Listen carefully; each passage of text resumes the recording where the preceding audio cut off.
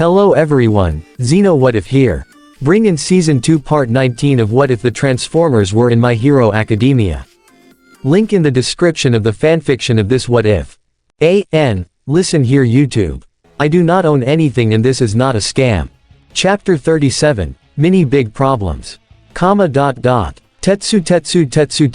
his friends just called him Tetsu, sighed to himself as he leaned against a tree, fiddling with his skateboard while waiting on his two friends to arrive.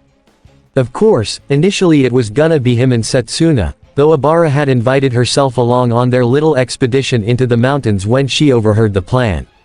Apparently, she ruled the duo to be a dangerous and chaotic combination, as she so eloquently put it, and wanted to come and make sure they didn't get into trouble.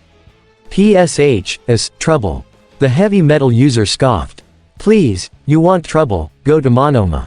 That guy alone is enough trouble for our class. I know, right? Yeah. Testu screamed and jumped at least 5 feet up, and he would have hurt his head on the nearest branch if he hadn't hardened his hair beforehand. Either way, he still ended up on his rear, glaring up at a smirking Setsuna. Tokage. Much to his chagrin, his skateboard came down and bonked him on the head, sending Setsuna into a fit of laughter. Seriously. Ha ha ha. Oh, you should have seen your face, Tetsu, the lizard tail splitter user lifted up her phone playfully. And, in fact, you can. She showed him the image of him wearing the most startled expression than anyone could imagine, hollering at the hilarious look. Ha ha ha. Oh my gosh, now this is the face of a real hero. With a roll of his eyes, Tetsu groaned and stood up, rubbing his sore backside. Yeah, very funny, Miss Class Clown. He held his hand out toward the phone. Now lemme delete that before ya do some weird-ass Photoshop on me. Setsuna gave a mock gasp, placing a hand over her chest. Ah, Tetsu, such accusations hurt me. I would never do such a thing. She spun around quick as a whip before hastily typing on her phone. Now if you'll excuse me, I'ma just send this to everyone in the class group chat. Don't you dare. Tetsu went to reach for the phone, only for Setsuna to detach one of her hands from her arm and fling it in his face, the body part holding him back. GRFH. Hey, no fair. All's fair in lols and pranks. Setsuna countered. You too. The new voice made both of them freeze up. They slowly craned their heads around to see Abara standing not too far away down the trail. Her own mode of transports was a scooter. A moped to be more accurate, but a scooter nonetheless.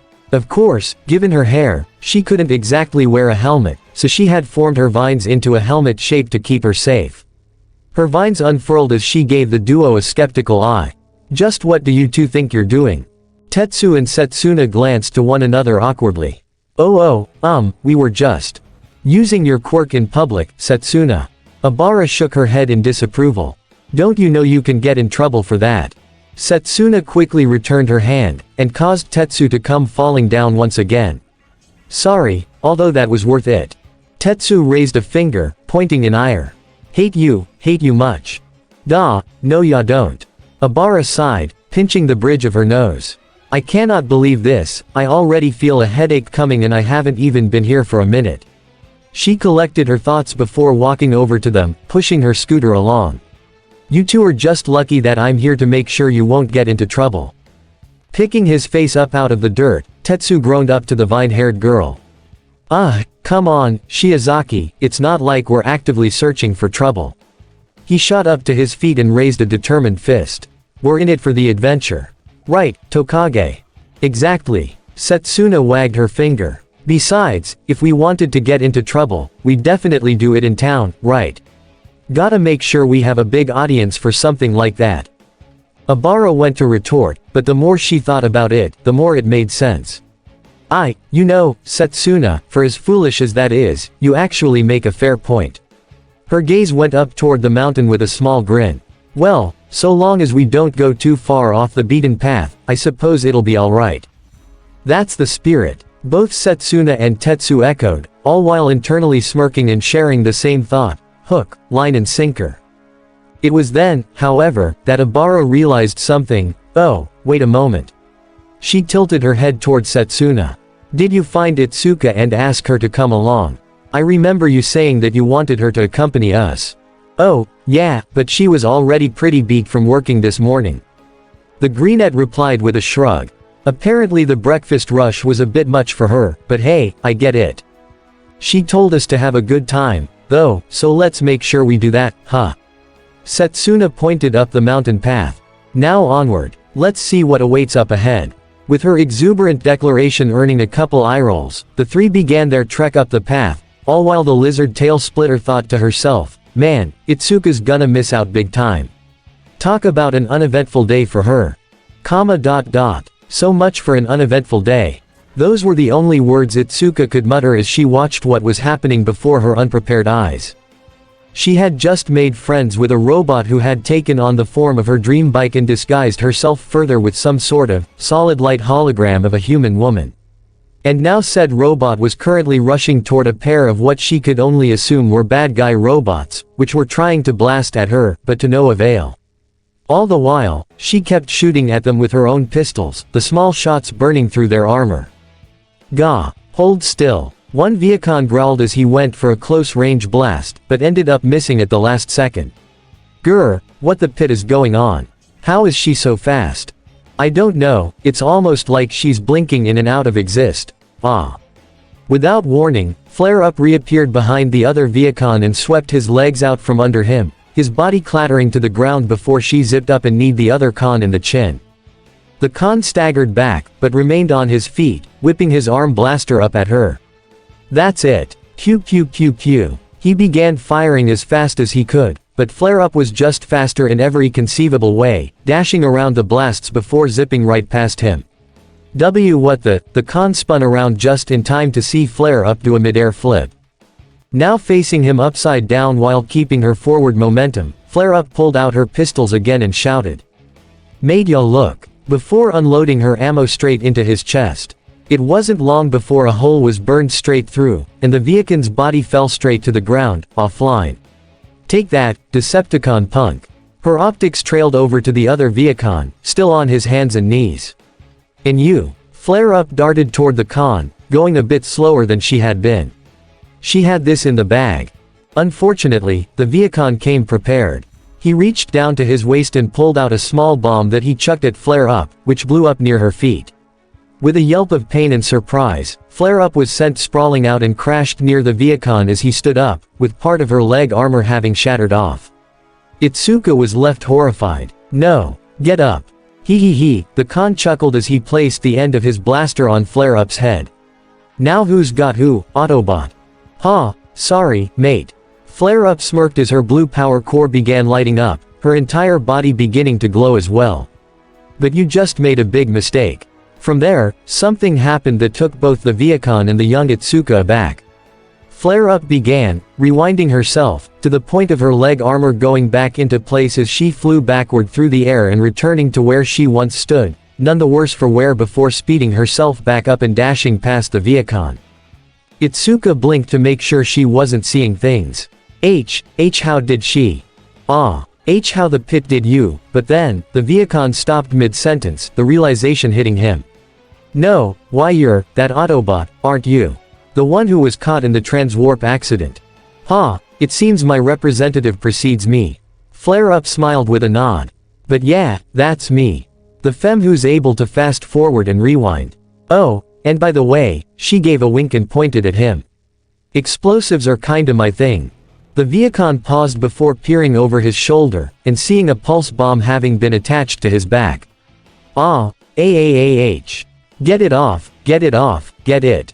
Flare-Up zipped right back over to Itsuka, picking her up and rushing toward a safe distance before placing her fingers into her audio receptors. Bombs away. BOOOOM. A massive wave of energy exploded from the con's back, blowing him and a small portion of the earth beneath him into oblivion. Once the smoke cleared and the dust settled, the only thing that remained were some scattered parts and a huge crater with a radius of about 50 feet. Thankfully, the duo were well out of range, the Autobot smiling at her victory. Haha, yes, and that's how we do it on Cybertron. That was amazing. Itsuka's knees slipped out from under her, sitting herself down on Flare-Up's hand. She reached to her arm and pinched it hard, one final test to make sure that this wasn't something she was dreaming up. Gah! Yeah, okay, this is all real. You know it, love. Flare-up assured, bringing Itsuka up to optic level. Her gaze was sympathetic as she apologized. Sorry for giving ya a scare there. I didn't mean it, really. Oh, no, it's alright, it's just, wow. I'm talking to a giant, alien, transforming robot who can rewind herself and go at impossible speeds. The redhead's eyes trailed down to Flare-Up's chest, where she saw the Autobot insignia emblazoned upon it. Track, Flare-Up, right. Flare gave her a wink.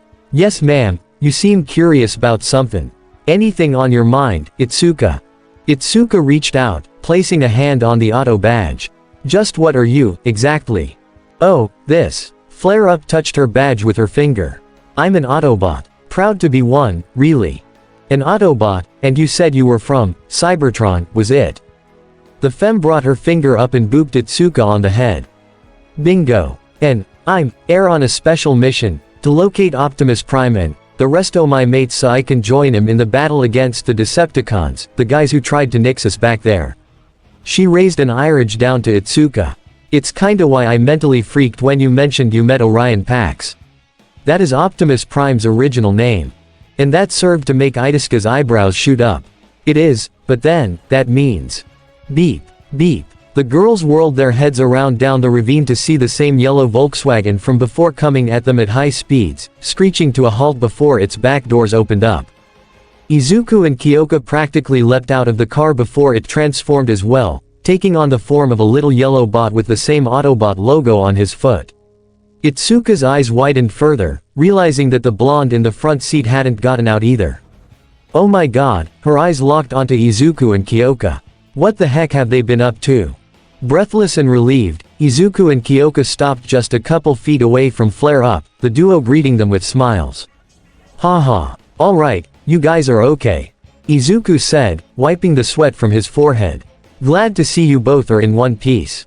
Yeah, when we saw you go down, we feared the worst. Kyoka added. Flare-Up was less focused on them, however, her optics instead meeting those of the little yellow bot with a delightful gasp.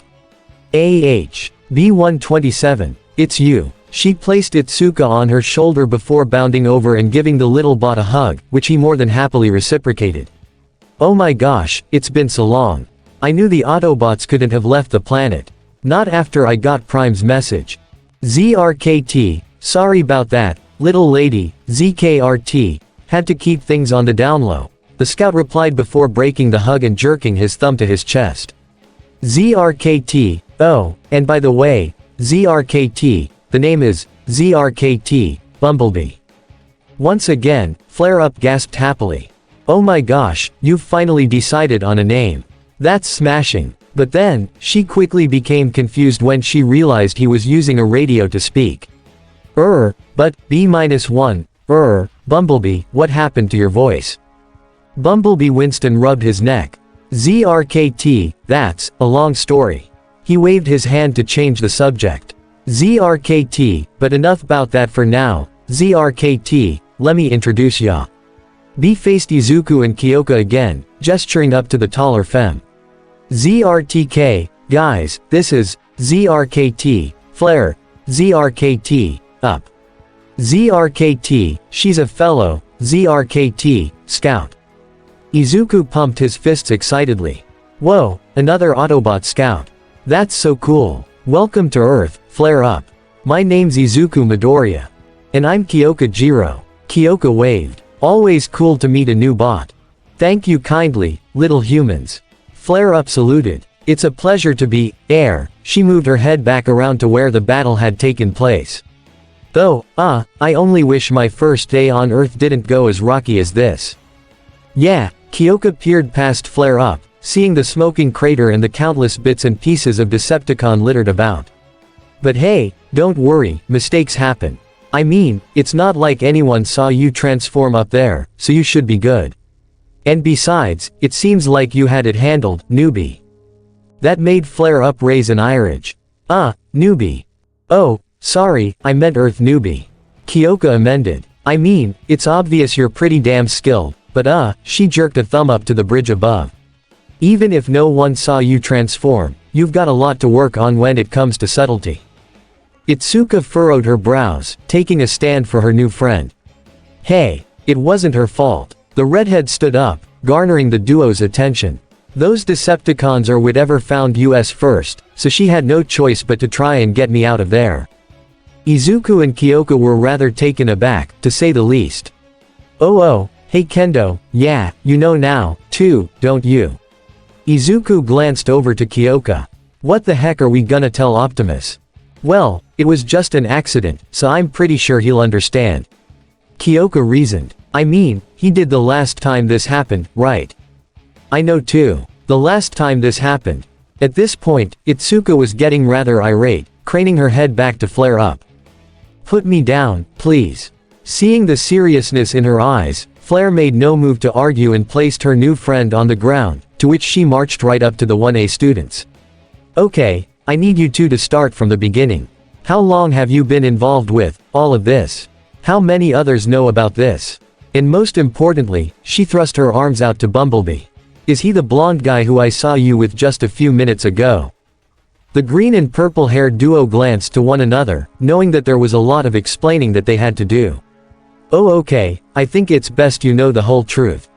Izuku started, gesturing over to a nearby log. Let's take a seat and we'll explain everything. By the time everything had been cleared up, which took almost an hour to do, Itsuka had felt like her entire world had been rocked. So, let me get this straight. She pointed over to Bumblebee, who waved to her. This all started when you and All Might found him buried in trash, and from there, things just started escalating to the point where an entire secret war is being waged on our planet. Her fingers went right back to Izuku and Kyoka. And on top of that, not only do our teachers know about this, but you guys and some of your classmates have been receiving training from the Autobots, too. Yeah, that pretty much nails everything. Kyoka confirmed. So that's why you guys were pretty dominant in the sports festival. Itsuka wore an amused smile, raising a brow at the two. I had a feeling you guys were training harder than everyone else, so this just confirms my theory. Izuku scratched the back of his head, laughing sheepishly. Yeah, it's been quite the ride so far. But the Autobots haven't just been helping us out. He craned his head back up to B, the partners sharing a nod. We've been making sure to help them out whenever we can. Itsuka tilted her head a little, her eyes widening. Wait, have you guys actually been fighting these Decepticons? Sometimes. And not to brag, but we're getting really good at kicking Khan's skid plates, Kyoka smirked as she raised a finger. More importantly, though, we're helping the Autobots recover lost artifacts that were sent to Earth thousands of years ago, and we're hoping to help them find their lost ship, too. The Ark, it's almost unbelievable, honestly. Itsuka mused. To think that an alien ship could have come here millions of years ago and us humans haven't stumbled across it yet. Her gaze went back to Flare Up. So, I'm guessing that's why you're here, Flare. To help out, too. Flare Up pointed double finger guns at the redhead. Precisely. If we want to stand a fraction of a chance against the Decepticons back on Cybertron, then we've got to find those missing Autobots. She knelt down in front of Itsuka, her gaze becoming sympathetic once again. That being said, I understand if this may be a bit much for ya, love. Getting thrust into this situation probably ain't ideal for ya in any way, especially with your job and hero school added on top of that. Flare extended her hand. So, if you want me to take you home and forget this ever happened, I understa. The heck are you talking about? I want in. Understandably, that response took everyone by surprise. You do. Flare Up smiled. You do. Kyoka and Izuku echoed. ZRKT, what talk of madness is this? Bumblebee questioned. Itsuka rolled her eyes, shaking her head. It's not madness at all, it's logic. She placed her hands on her hips, cocking them to the side as she displayed her resolve. Listen, I get it, I'm probably the least expected addition to your group today, with a wink, Itsuka made her case. But if I'm in it this deep, then I might as well go all the way with it. Besides, as Class 1B's class rep, I'd be remiss if I didn't let any responsibility go unchecked. She nodded over to the 1A students. If you say I've gotta meet Optimus Prime, then I'm going to meet Optimus Prime, simple as that. And even then, she reached out, grasping Flare Up's hand as teal eyes and blue optics met. I want to help out my new friend on her mission. Flare Up had the giddiest smile than anyone there had ever seen after hearing that. Ah, Itsuka, you're a sweetie. She brought her human friend up and snuggled her against her cheek, the two giggling in unison. If there's anyone who I'm glad I met first on this planet, it's definitely you. I just hope you know exactly what you're getting into with me. Believe me, I know. Itsuka assured, bringing a hand up and placing it on Flare's helm. And I'm fine with it. Besides, if there's anything that can disrupt the day-to-day doldrum of working at McDonald's, being friends with you is definitely it.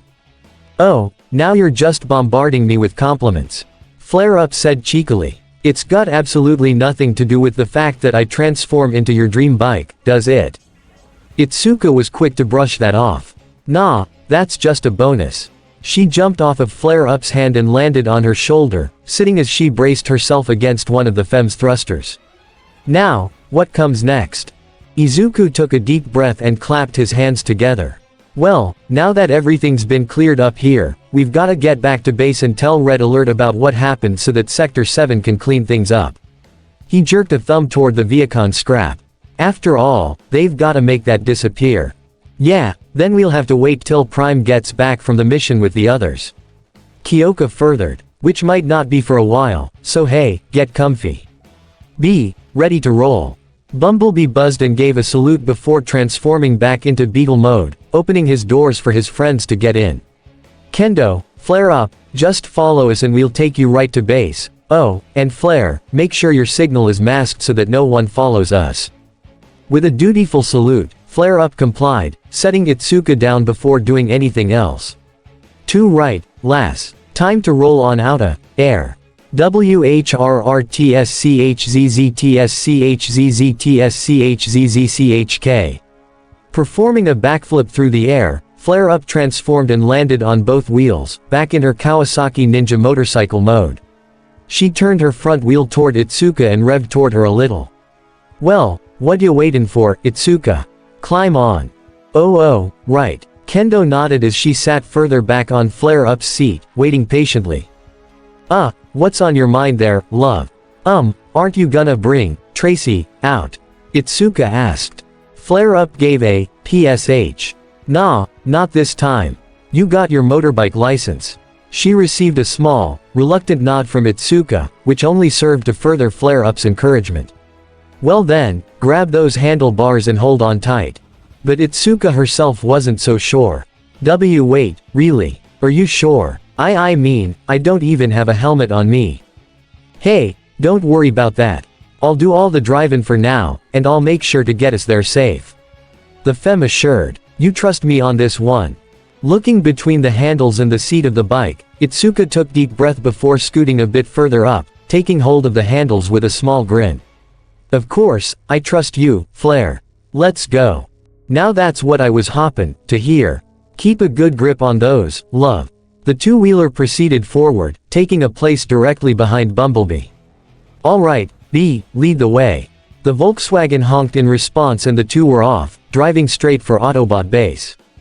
Inside of Bumblebee, though, Izuku and Kyoka were eyeing each other nervously. So, how do you think Red will react to this?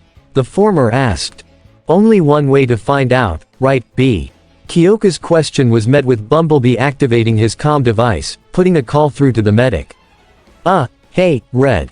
Autobot HQ here. Red Alert replied instantly. What's going on, Kyoka? Is something the matter? Well, nothing bad, if that's what you're thinking. Kyoka made sure to clarify. If anything, this is actually really good news, along with a bit of mixed news. She winced at the suspicious hum that came from the other end of the call, making her shoulders slump. You might want to gather everybody who's still here. Back in town, Ochako and RC had just returned from their shopping trip, the two making their way up to Ochako's apartment. Thanks for coming with me today, RC. The brunette smiled as she and the pink Autobot's holoform were carrying up way more bags than she had anticipated. You were a real big help. I probably wouldn't have gotten half of these groceries without you there. Oh, it's no big deal. RC assured. Anything to help out a friend. She took notice of an upcoming door, the same one that Ochako had nearly stumbled out of this morning. So, this is your place, huh? Yep, Just a sec, Ochako set her groceries down and reached into her pocket, pulling out her apartment key. She set the key in the lock and turned, only to find something very odd. Wait, what? RC tilted her head, looking past the bags she was carrying. Something the matter? The gravity user pursed her lips, pulling the key back out. Yeah, it's unlocked. RC's eyebrows rose up at that. And I'm pretty sure that I went back to lock it before I left. After glancing worriedly to RC, Ochako pushed the door open warily, slowly stepping into her apartment.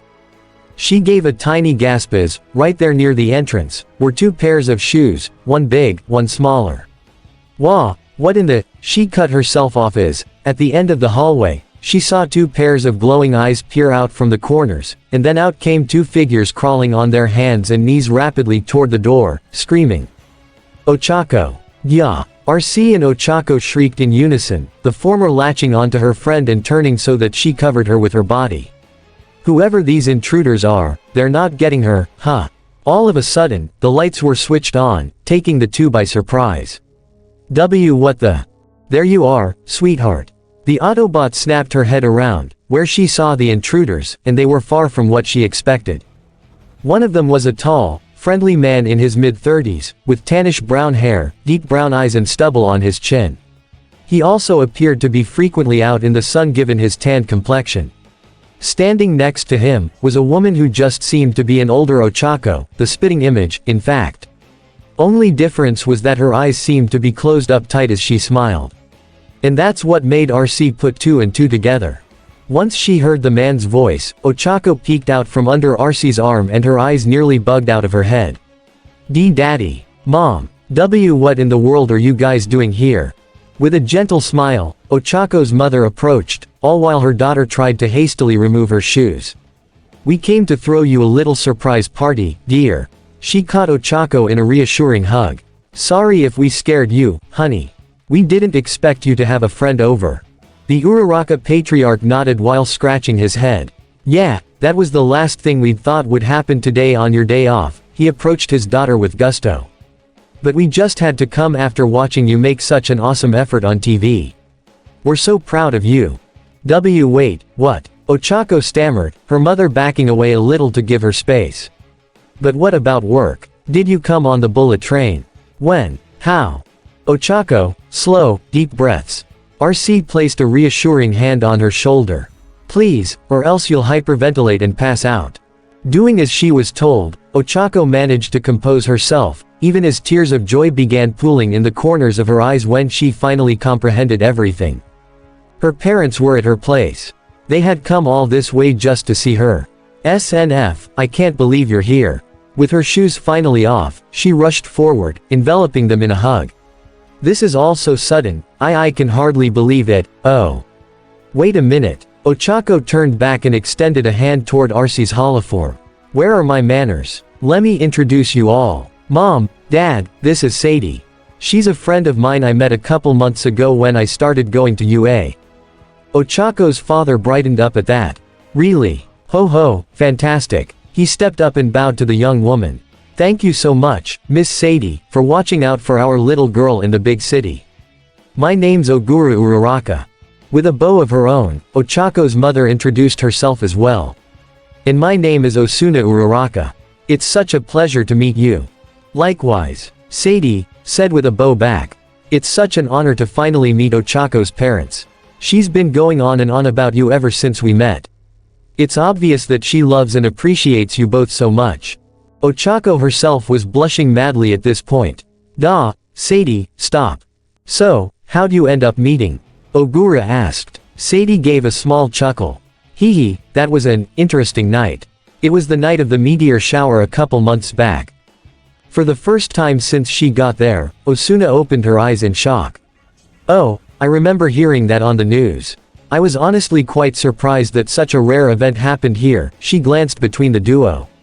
And you're saying you two met when that happened? Ochako confirmed. Sadie's car nearly got hit by one of those meteors, and I saw it almost happen. Her mom and dad gasped in shock. Yeah, I know, right. She gave Sadie a grin and winked toward her. But thankfully, everything was fine, and after that, we started meeting up casually.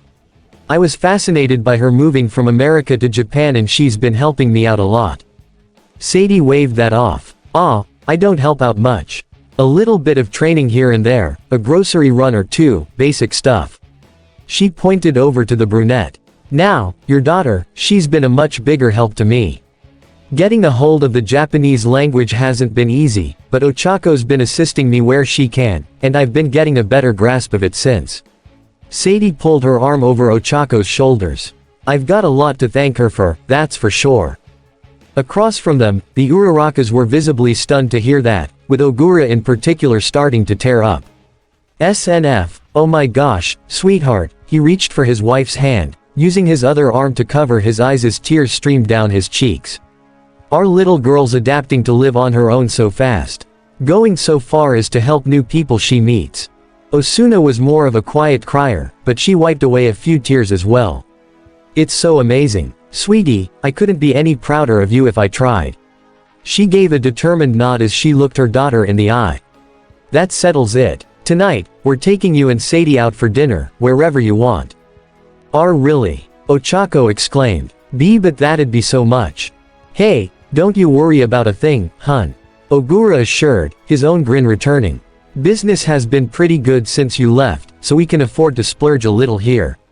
After all, we wouldn't be here if we couldn't, right? Ha ha ha. Sadie and Ochako both deadpanned at that.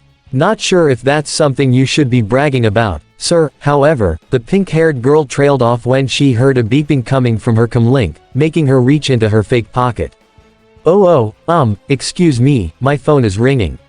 I've gotta take this. Once she was excused, she walked back outside, linking up with her calm and whispering, RC here, go Red Alert. RC, we've got some big news. Red Alert informed. I'm recalling everyone available back to base. This made the intel officer blink in confusion. Wait, really? What could be so important? You'll find out once you get here. The medic gave a sly response, which immediately tuned RC into something being up. You're being very vague, Red. I don't like it, but if it's really that important, then I guess I'll go with. RC pursed her lips. Just so long as it doesn't take long. Ochako's parents are here and we're going out to dinner later tonight. Red Alert quickly quashed her fears.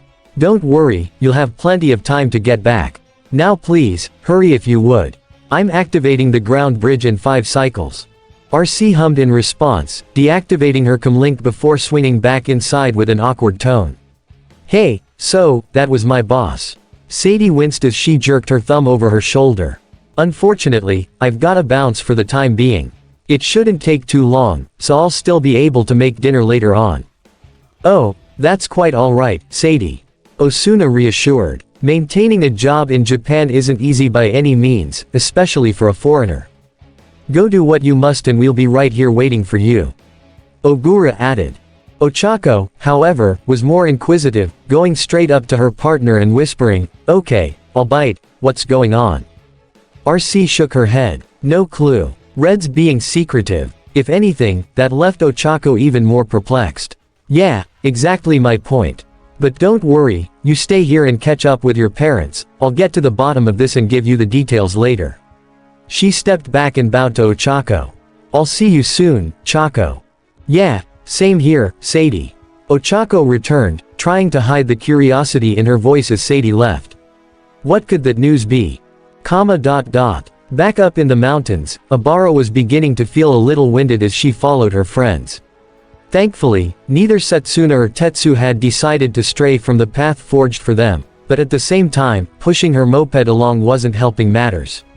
You would think that the park staff would provide substantial parking for scooters, but apparently not. She fumed to herself while sweat trickled down her face. Oh well, at the very least, this makes for decent exercise.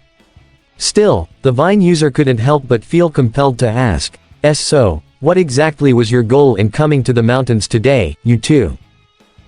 Adventure. Setsuna replied without missing a beat, giving her a thumbs up. What else is there to do in the mountains? Oh, I don't know, perhaps admire the scenery. Abara extended a hand out toward the rather picturesque sight before them right below, a sprawling green landscape of ravines and rivers. Have a refreshing picnic, perhaps. Tetsu pursed his lips with a shrug. That's all well and good, but not all that exciting, ya know. He put on a toothy smirk and gave her a wink. Trust me, Shiozaki, when you see where we're going, you'll be glad you tagged along. Oh my, I'm thrilled. Obara deadpanned. After a few more minutes of walking down the path, Setsuna spotted something rather interesting a bit further ahead. It appeared to be some sort of offshoot that went through the trees to somewhere else. It wasn't part of the path per se, but the ground had definitely been trodden before, given that the grass was parted by a trail of mud. Ooh, this is it, Setsuna exclaimed, running up and pointing down the offshoot. It has to be. It's just like the article described. Ha ha, sweet. Tetsu laughed, clapping his hands. What article? Obara questioned. The heavy metal jerked a thumb to his chest. One that I read online talking about this place. See, there's just some things that the park's official website won't tell ya, and one of them is that there's actually an abandoned mine shaft out here. He pointed down the mud trail, where the trees seemed to only get thicker. They say it was used all the way back in the mid-1900s, almost 200 years ago.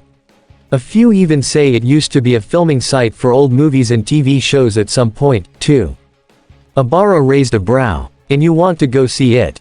Why? Setsuna poked her head past her friend's shoulder with an eager grin. Hello. An abandoned site that hasn't been used in over a century. There's gotta be some cool old stuff left there. She rubbed her hands together with a conniving grin. Maybe, someone could have hidden some special loot there in the past and forgot to pick it up. Ya never know. Setsuna, if someone left any loot there, it most likely would have been found if there are people writing articles about this supposed mine online. After pointing that out, Obara set her hands on her hips in disapproval. And furthermore, this is exactly what I was talking about when I said I'd keep you two out of trouble. Do you know how irresponsible it is to just go into an abandoned mineshaft without the proper equipment or permission? There's a reason why urban explorers often get into so much trouble, and it's for cases like this. Now, if you want my suggestion, I think we should continue our way down that path and… Can't hear ya, Obara, already going. Setsuna exclaimed as she and Tetsu sprinted down the mud path, the former carrying her bike over her shoulders while doing so. Woohoo! Time for the adventure to really get started. Tetsu bumped fist into the air as they disappeared into the thicket. Obara felt her jaw drop, her eyes now the size of peas. Did they seriously just ditch me? Every fiber of her being was telling her not to follow her miscreant friends into the tree line, but at the same time, she knew Itsuka wouldn't let them do this, and neither should she. With a deep breath, Obara craned her head to the sky, bringing her hands together briefly. Lord, give me strength. With renewed conviction, Obara glanced around, making sure no one else was coming before grabbing her moped with her vine-like hair. She lifted it with ease as she sprinted down the muddy path. Guys, wait, you can't go there alone. It involved a few more minutes of running through the woods, but eventually, the three made it out the other side, and were astonished at what laid before them. It was a massive mountain face and, true to form, there was a series of mineshafts all throughout the area. Most of them were boarded up, some of them carrying crude graffiti on them for good measure. However, a few had actually been forced open, which really got Setsuna excited. Oh ho ho, man. Now this is exactly what I was hoping for. Hell yeah, it is. Tetsu went straight over to the nearest open one, setting his skateboard down next to the entrance. See, the minecart tracks are still here. He slammed his foot on the rusty metal track, which crumbled a bit beneath his weight. Hey, not very strong, though. Tetsu, be careful. Obara urged. You of all people should know what rusty metal does to someone. Blah, yeah, it tastes like crap and it scrapes your tongue up something fierce. The boy received incredulous stares from the ladies for his comment, though he didn't think much of it. What, that just me? Setsuna shook her head. Oh, more than you know, Out the corner of her eye, the lizard tail splitter user suddenly picked up on something. For the briefest of moments, she could swear that she saw something glowing from that mineshaft. She furrowed her brow, concentrating intently on the dark cave before. Once again, she saw that glow, an eerie green color flashing from within. Guys, did you see that? Her gasp took the other two off guard, with both of them peering down the corridor. Setsuna, what do you mean?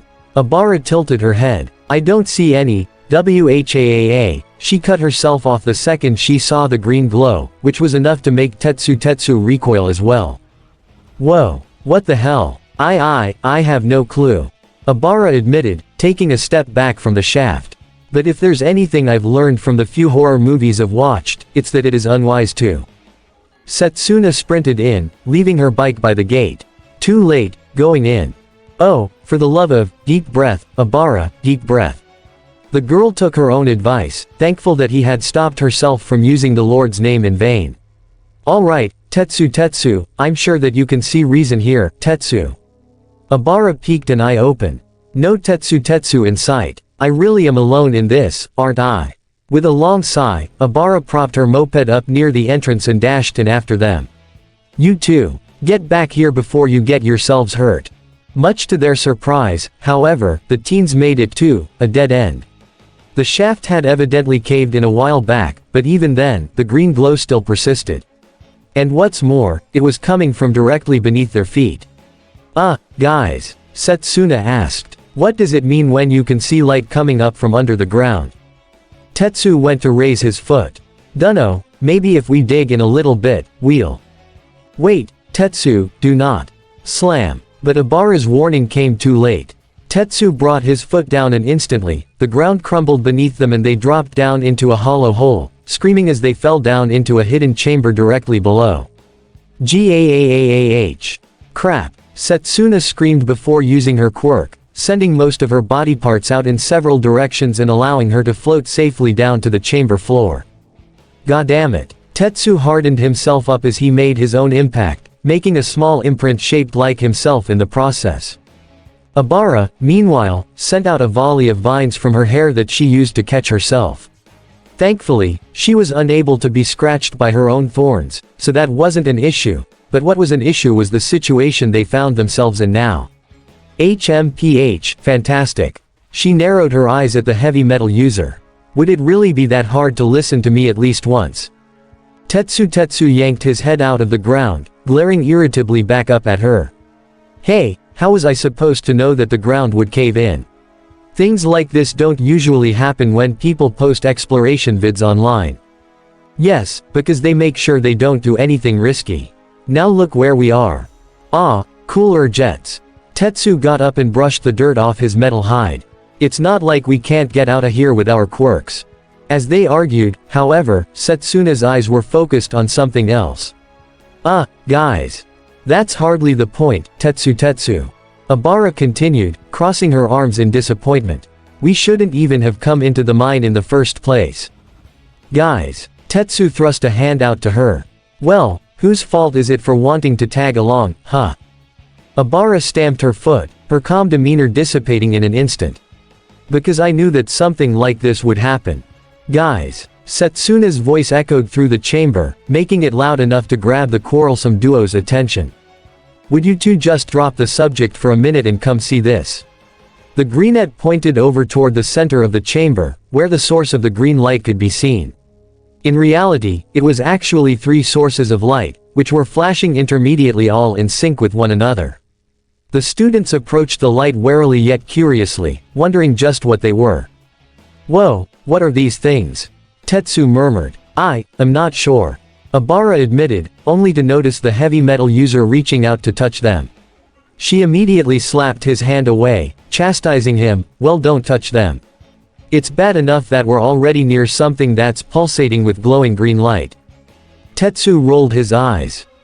Please, I doubt it's anything radioactive. If it was, we'd have keeled over by now.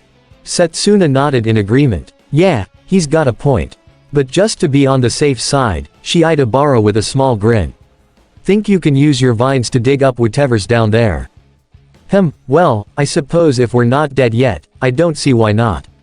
With her hair extending down to the dirt below, Abara raised her hands, commanding the vines to do her bidding. After all, we've made it this far. Might as well see this disaster through to the end. With a flick of her wrists, the vines all burst out of the ground, bringing up the green light source from below. The vines then shook the dirt off of them, and the 3 were left surprised at what exactly they had found. They were panels. Flat Pentagonal-shaped panels that were about as big as a large dinner plate and just as green as the glow they were giving off. They were all patterned with a thick, green edge that was a darker shade than the middle, and they all shared a big, stylized, M symbol in their centers. Needless to say, they were left utterly perplexed. The heck are those things? Setsuna asked. Once again, I have no idea. Obara admitted. This just continues to baffle me at every turn. Tetsu, however, wore a big grin and let loose a volley of laughter at their find. Ha ha. Ladies, we've hit the jackpot. No matter what it is, it's freaking treasure, and someone somewhere is gonna pay big bucks to get their hands on something they've never seen before. Much to the girls' dismay, Tetsu approached the suspended panels, reaching out to touch one. Pretty sure these gotta be made out of jade or something. Tetsu, don't you dare, but Obara's warning came too late. Tetsu set his hand on the frontmost panel, which made it and the others start glowing more intensely. Oh no. CHOOOM. From each of the panels, a brilliant pillar of green energy exploded outward, blasting up through the hole in the chamber ceiling and then through several more layers of stone. The teens could only watch in awe as the beams went skyward for about 10 seconds, before stopping altogether. What just? Without warning, the whole place began shaking violently, causing a chill through Setsuna's very soul. Oh no. The whole place is collapsing. Shiozaki, we gotta get out of here. Tetsu insisted as he climbed onto the vines holding the panels. Right. Using her quirk without any argument, Obara hoisted herself, Tetsu, Setsuna, and the three panels up through the hole as quick as possible, the trio gunning it straight for the exit as the walls around them began to crumble. With one last jump for safety, the three made it out right as the mine shaft caved in, breathing hard as they hit the ground. Thank God, we made it. Setsuna reached her hand out, covering Obara's assuringly. Girl, I admit it, you were right to come with us. Sorry for doubting you. It's alright. I'm just happy we managed to get out safely. With a delighted snicker, Tetsu shifted up to his feet, revealing that he still had the panels. Hell yeah, a safe escape and we've still got the loot. I'd say this is a win-win. Tetsu, we could have gotten killed. Obara snapped. And you're still thinking about the damned prophet. As he laid out the panels on the ground, the boy raised his hands to her. Okay, I'll admit, this wasn't how I was hoping things would go. But, on the bright side, there's one for each of us, so we'll all get a cut. He chuckled as he rubbed the panel in front of him. Hee, this baby's gonna help with a lot of stuff around the house, I can say that huh. Once again, the panel began glowing as Tetsu touched his hand to it, only this time, a pulsing wave came from it, spreading out across the area. Setsuna and Obara couldn't help but stare at what was happening, and something in their minds was compelling them to do the same with theirs. Slowly, the girls brought their hands onto the two remaining panels and then they began glowing as well, before all three exploded into a brilliant flash of light, the 1B students screaming as they were left blinded. As that was happening, RC, May and Red Alert stood by the ground bridge as it opened up, allowing Strongarm and Jazz through from the other side. The two transformed and RC greeted them with a smile. Hey there, guys. How'd things with Tenya and All Might go? Oh, about as well as you could hope. Jazz said with a small wince. Yeah, it went fairly well the first minute or so. Strongarm continued. Tenya actually took the news of All Might specifically training Izuku to be his successor rather well. The cadet pursed her lips together, recalling what happened next. But then, he revealed the reason why he needed a successor and... Poof. All Might, what happened to MMPH? Young Iida, keep your voice down. No one can know about this. RC, Red Alert and May all cringed when they heard that. Oof, yeah, that was probably the last thing Tenya expected to see today, the pink-haired inventor nodded. Well, at least the cat's out of the bag to everyone now, so that's something. So, I take it that they didn't want to come along for this supposed surprise?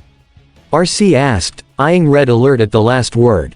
Jazz waved a hand. Nah, AM had to be somewhere. Never a dull moment with him. And, Tenya decided to book it back home after seeing, well, all that. Besides, pretty sure there's enough going on in his head right now. The Autobot's first lieutenant then stepped over to stand in front of the medic, tilting his head. "So, Red, just what is this surprise you've been hyping up?" With a slight grin, Red Alert raised a finger and wagged it teasingly. "Oh, you'll find out soon enough. They should be here any moment now." "Ooh, you guys are gonna love this," May said giddily. What? You already know, May," Strongarm exclaimed. "Well, yeah, I was here with Red when he got the call." RC deadpanned at that. "Don't try to pry any info out of her, already tried and she's not, huh?" All of a sudden, a new noise graced RC's audio receptors, her head perking up at the sound of approaching engines. One was Bumblebee's, she was sure of that. But the other was unfamiliar. What the? Stepping away from the ground bridge, Red Alert started toward the main room, where the base's entrance was already open. See, I told you they'd be here soon. Come on, all of you." The three Autobots and May all tailed the medic, and within seconds, they were greeted by Bumblebee speeding into the building, screeching to a halt before Izuku and Kyoka hopped out, allowing him to transform. RC stepped up, placing her hands on her hips as she gave him and the two humans a questioning look. "Izuku, Kyoka, just what the heck is going on? Please, the suspense is killing us." If anything, this only got the yellow bug and his charges to laugh excitedly. "Haha. Wow, RC, talk about a lack of patience," Kyoka commented, causing the Autobot to grumble. Hey, none of that. Because once you've seen who we've brought, I'm sure you'll all be in a great mood." "Wait, did you say WHO?" RC's optics trailed up as she heard the other engine, and just outside the base, she saw a familiar young woman zipping in on a red and orange motorcycle. All at once, RC, Strongarm and Jazz recoiled in shock and disbelief. Izuku, Kyoka, what were you thinking? You've blown our WHRRTSCHZZTSCHZZTSCHZZCHK cover. Much to their shock, the Autobots witnessed the motorcycle transform before their very eyes, launching the young redhead into the air before doing a front flip. The bot landed on her feet and caught the teen in her hands successfully, the two laughing together at the little stunt. Ha. So, how was that, Itsuka?" "It was fantastic, Flare." Itsuka replied instantly, her eyes shining as she brought her hands together. "It's better than I ever could have dreamed." Haha, I'm glad you enjoyed it. Hope you're ready for more in the future, too." It was then that Flare-Up directed her attention out to the rest of the Autobots, with Red keeping his grin while RC, Jazz and Strongarm were all utterly astonished. For as excited as Flare-Up was feeling about this moment, it also made her a little nervous, seeing all of these friends after so long. She raised her hand sheepishly at the awkward silence and waved. "Hey, hi there, everybody. Been a cycle, and night."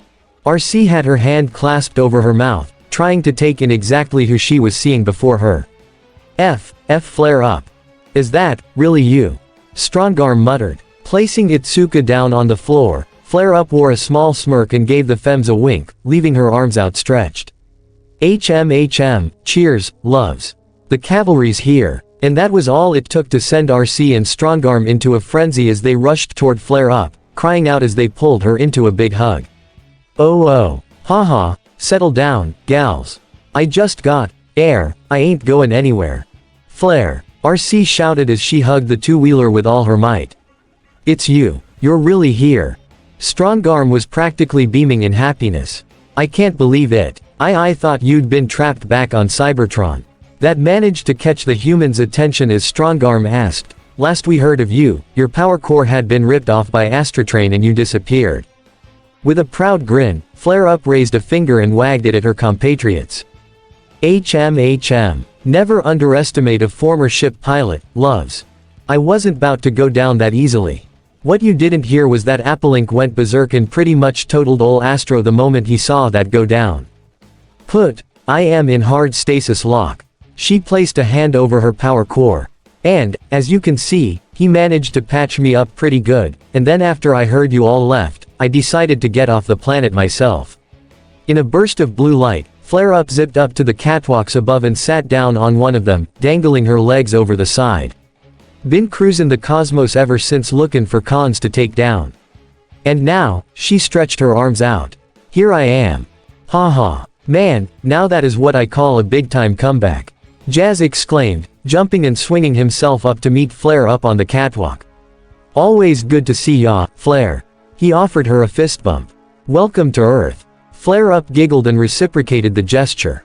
Thanks, Jazz, means a lot. Her optics trailed down toward the floor again, where she saw yet another human standing next to Red Alert.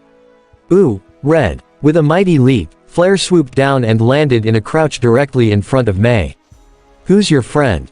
Good to see you, too, Flare up. Red Alert acknowledged before extending a hand down to May. This is Mei Hatsume. She's an inventor who specializes in support gear for heroes. Ooh, nifty. Flare up grinned. Nice to meet ya, May. Likewise, Miss Motorbike. May saluted before pointing over to Itsuka.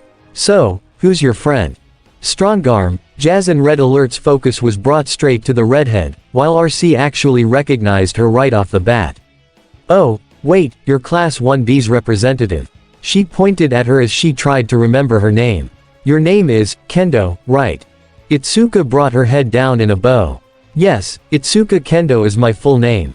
It's honestly really cool to meet all of you, though I guess we already kinda met yesterday. But RC was quick to mention, well, yes and no. Here, let's start over. The femme placed a hand on her chest. My name is RC, and from there, the Autobots introduced themselves by name one by one until Itsuka heard all of them out, which brought things back around to RC once again.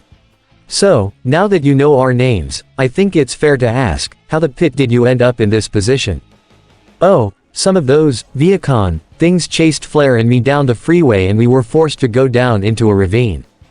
After hearing that, the Autobots all leaned toward Bumblebee, Izuku and Kyoko with incredulous expressions. Again, they echoed. Hey, don't look at us. Kyoko insisted. Not our fault that the cons can't think of any better plans to off Autobots. Yeah, don't blame them, everyone. Flare Up stepped forward, intent on taking full responsibility. If anyone is to blame, it's me. I practically led the cons to my location with my signal sticking out like a sore thumb. And like a numpty, I ended up dragging Itsuka into all of this by mistake. Her shoulders slumped with a grimace. My first day on Earth and I nearly blew my role as a robot in disguise. Kind of feel stupid about it, really. Itsuka put a hand on Flare Up's leg. Flare Up, don't feel stupid. I pretty much sealed my fate the moment I got on you. I think we can at least share the blame 50-50 here, can't we? Within an instant, Flare Up was back to smiling again as she sat down cross-legged next to her friend, resting her hand on her back. Itsuka, love, you're so sweet. But really, no excuses. Itsuka denied. We share the blame here. Hey, alright, boss. Flare Up rolled her eyes with a sarcastic grin, before the two burst out laughing. All the while, the Autobots watched in both amusement and apprehension. While it was great that Flare Up had already started acclimating to Earth, even making a new friend, that new friend was yet another human who knew about their secret. Alright, so I want some suggestions, Jazz spoke up, clapping his hands together. How are we gonna break the news about this to the others? Dude, you're practically second in command. Kyoko pointed out. Isn't that kinda your job to tell Prime? Oh, I ain't worried about Prime, Kyoko. He'll definitely understand. Jazz elaborated. What I'm worried about is how the UA faculty is gonna react to someone from a different class has learned about us. He craned his head down to Itsuka, whose own demeanor became concerned. Especially when it comes to telling your homeroom teacher, Mr. Vlad King. Itsuka furrowed her brows, clenching her teeth worriedly while sucking in a breath. Shish, darn, you're right. Her hands combed through her bangs at the thought of how the blood quirk user would do upon learning she had gotten involved with an alien robot war. Mr. King is gonna kill me. Class 1B's very own rep being involved with something she really shouldn't, this could be bad. However, Strongarm thought otherwise. I don't know. Tenya's a part of this secret and he wasn't in any more trouble than the others here. Oh, well, I guess that's good news. But then, Itsuka gasped after remembering something. Wait, that's right. If Ida's in on this, do you guys know how he's doing? I heard about what happened to his brother on the news. I can't imagine what he's going through. As the mood came down through the room, Strongarm answered that question. He is handling it okay so far. Of course, it's painful to see his brother in such a state, but he's better today than he was yesterday. She glanced down to Izuku, Kyoka and Mei, the three of them undoubtedly the most concerned ones there aside from herself. He just needs a bit of time. As the somber feeling permeated through the room, Flare-Up felt compelled to ask what it was all about, but then, a loud alarm began sounding off throughout the whole compound. What's going on? Decepticons. Red Alert's head snapped to the nearby computer, running straight over to see what was the matter. No, the computers detected something. He began typing in commands and in no time, he got the coordinates. Readings show that it was a high-frequency energy burst, located somewhere deep within the southern mountains. The mountains, Itsuka's eyes widened upon realization. Oh no, my friends. Setsuna said that she, Tetsu and Obara were going to go hiking up there. Izuku and Kyoka did a double take of that. What? No way. The One for All inheritor took a deep breath, trying to assess the situation. Okay, let's calm down and think this through. We just gotta go there and find them without them finding out about the whole Autobot situation. Last thing we need is for more people finding out. Jazz was in full agreement. Exactly. Red, exactly what kind of energy are we dealing with here? Well, judging by these readings, Red Alert kept typing into the computer, doing a quick analysis of the data before coming to a very shocking conclusion. Oh no. He turned back to his fellow Autobots, putting on a serious tone. We must hurry. If the Decepticons are able to detect this energy burst, we'll be in for far more trouble than we're already dealing with. If these readings are correct, then we're dealing with tiny robots. That's what the trio of Obara, Setsuna and Tetsu were all staring at right at that very moment. The green panels that they had found in that mine had exploded and from them emerged three robots who all seemed rather petite despite being slightly taller than them. That was saying something since the two bots on the left and right were actually a bit bulkier than the one in the middle, who was by far the thinnest of them. They were also rather expressionless, having no mouths or facial features to speak of aside from their beady optics. But they all had rather standout color schemes to make up for it, with the rightmost bot being primarily orange with gray accents, the one on the left being navy blue with yellow accents, and finally the middle being a bluish gray with a red faceplate. But they were all just standing there, staring at them as if they were statues. It was eerie and uncomfortable, to say the least. Setsuna. Obara stammered. What in the name of God did we just unleash? That's what I want to know. Setsuna shrunk behind Tetsu and gave him a firm push forward. Tetsu. You're the one who brought them out, you talked to them.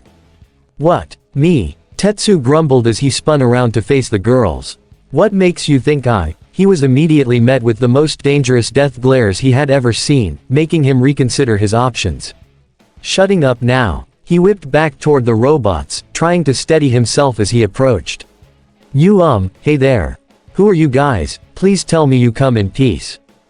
After a few seconds, the middle bot finally blinked and lifted its head slightly, making the humans jump in surprise. The thin bot then slowly craned its head toward each of its comrades, and seemed to speak to them in a series of rapid beeps and boops. The orange and blue bots both responded in kind before turning around abruptly, taking the students aback as they approached the moped, skateboard and mountain bike. What are they doing? Obara asked. Hey, get away from my bike. Setsuna went to stop the robots from going any further, when something strange happened. The middle bot projected a beam of light that passed over her bike, and within seconds, the bot's shape began shifting and moving, until it had transformed into an a better copy of her bike. This bike was built much sturdier and with better suspension, and needless to say, Setsuna was left stunned. WHAAAT. The navy blue bot did the same with Tetsu's skateboard, and the orange bot with Obara's moped, converting into more improved versions of both. The scooter was much more streamlined and the skateboard had thrusters on the back, at the cost of being much chunkier. Obara gasped as Tetsu used his quirk in case anything got out of hand. Hey, what the hell do you think you're? Language analyzation and integration complete. The new voice that came from the bike elicited a gasp from the kids, and when it circled back around on them, they all screamed and formed up together for protection. Whoa. hold on there. WHRRTSCHZZTSCHZZCHK. Quick as a flash, the bike transformed back into robot mode, with the front suspension becoming the arms with the front wheel propping itself on its right arm. The bot's hands now resembled C-clips, like the ones on a Lego minifigure, and his shoulders and hips were somewhat disc-shaped joints. The front of the bike flipped up to reveal the bot's flat-topped head, while the legs were formed from the rear suspension, with the tire going to the right leg as well. The handlebars of the bike had flipped up so that they came out of the bot's collar, and he raised his hands to try and reassure the kids. "We're not here to hurt you," he said in his childlike voice. "We swear." "Yeah, guys, chillax." The skateboard rolled over to them as well, before flipping up and transforming itself too. WHRRTSCHZZTSCHZZCHK. The front of the board split in half to form a pair of wings out of the bot's back, revealing its round head once again. He had an orange visor and a yellow faceplate, with black optics visible behind the clear piece. His overall physique was rather bulky as his legs and arms extended out, the thrusters now placed on his knees. "We come in peace, dudes, promise. Would you two please stop shouting in their faces?" The orange moped spoke up, this time in a rather feminine voice. WHRRTSCHZZTSCHZZCHK. The bot transformed, the moped's front end splitting entirely as both halves propped themselves on the mechanical being's arms. The entire rear of the scooter, seat included, then extended and split in half to form her legs.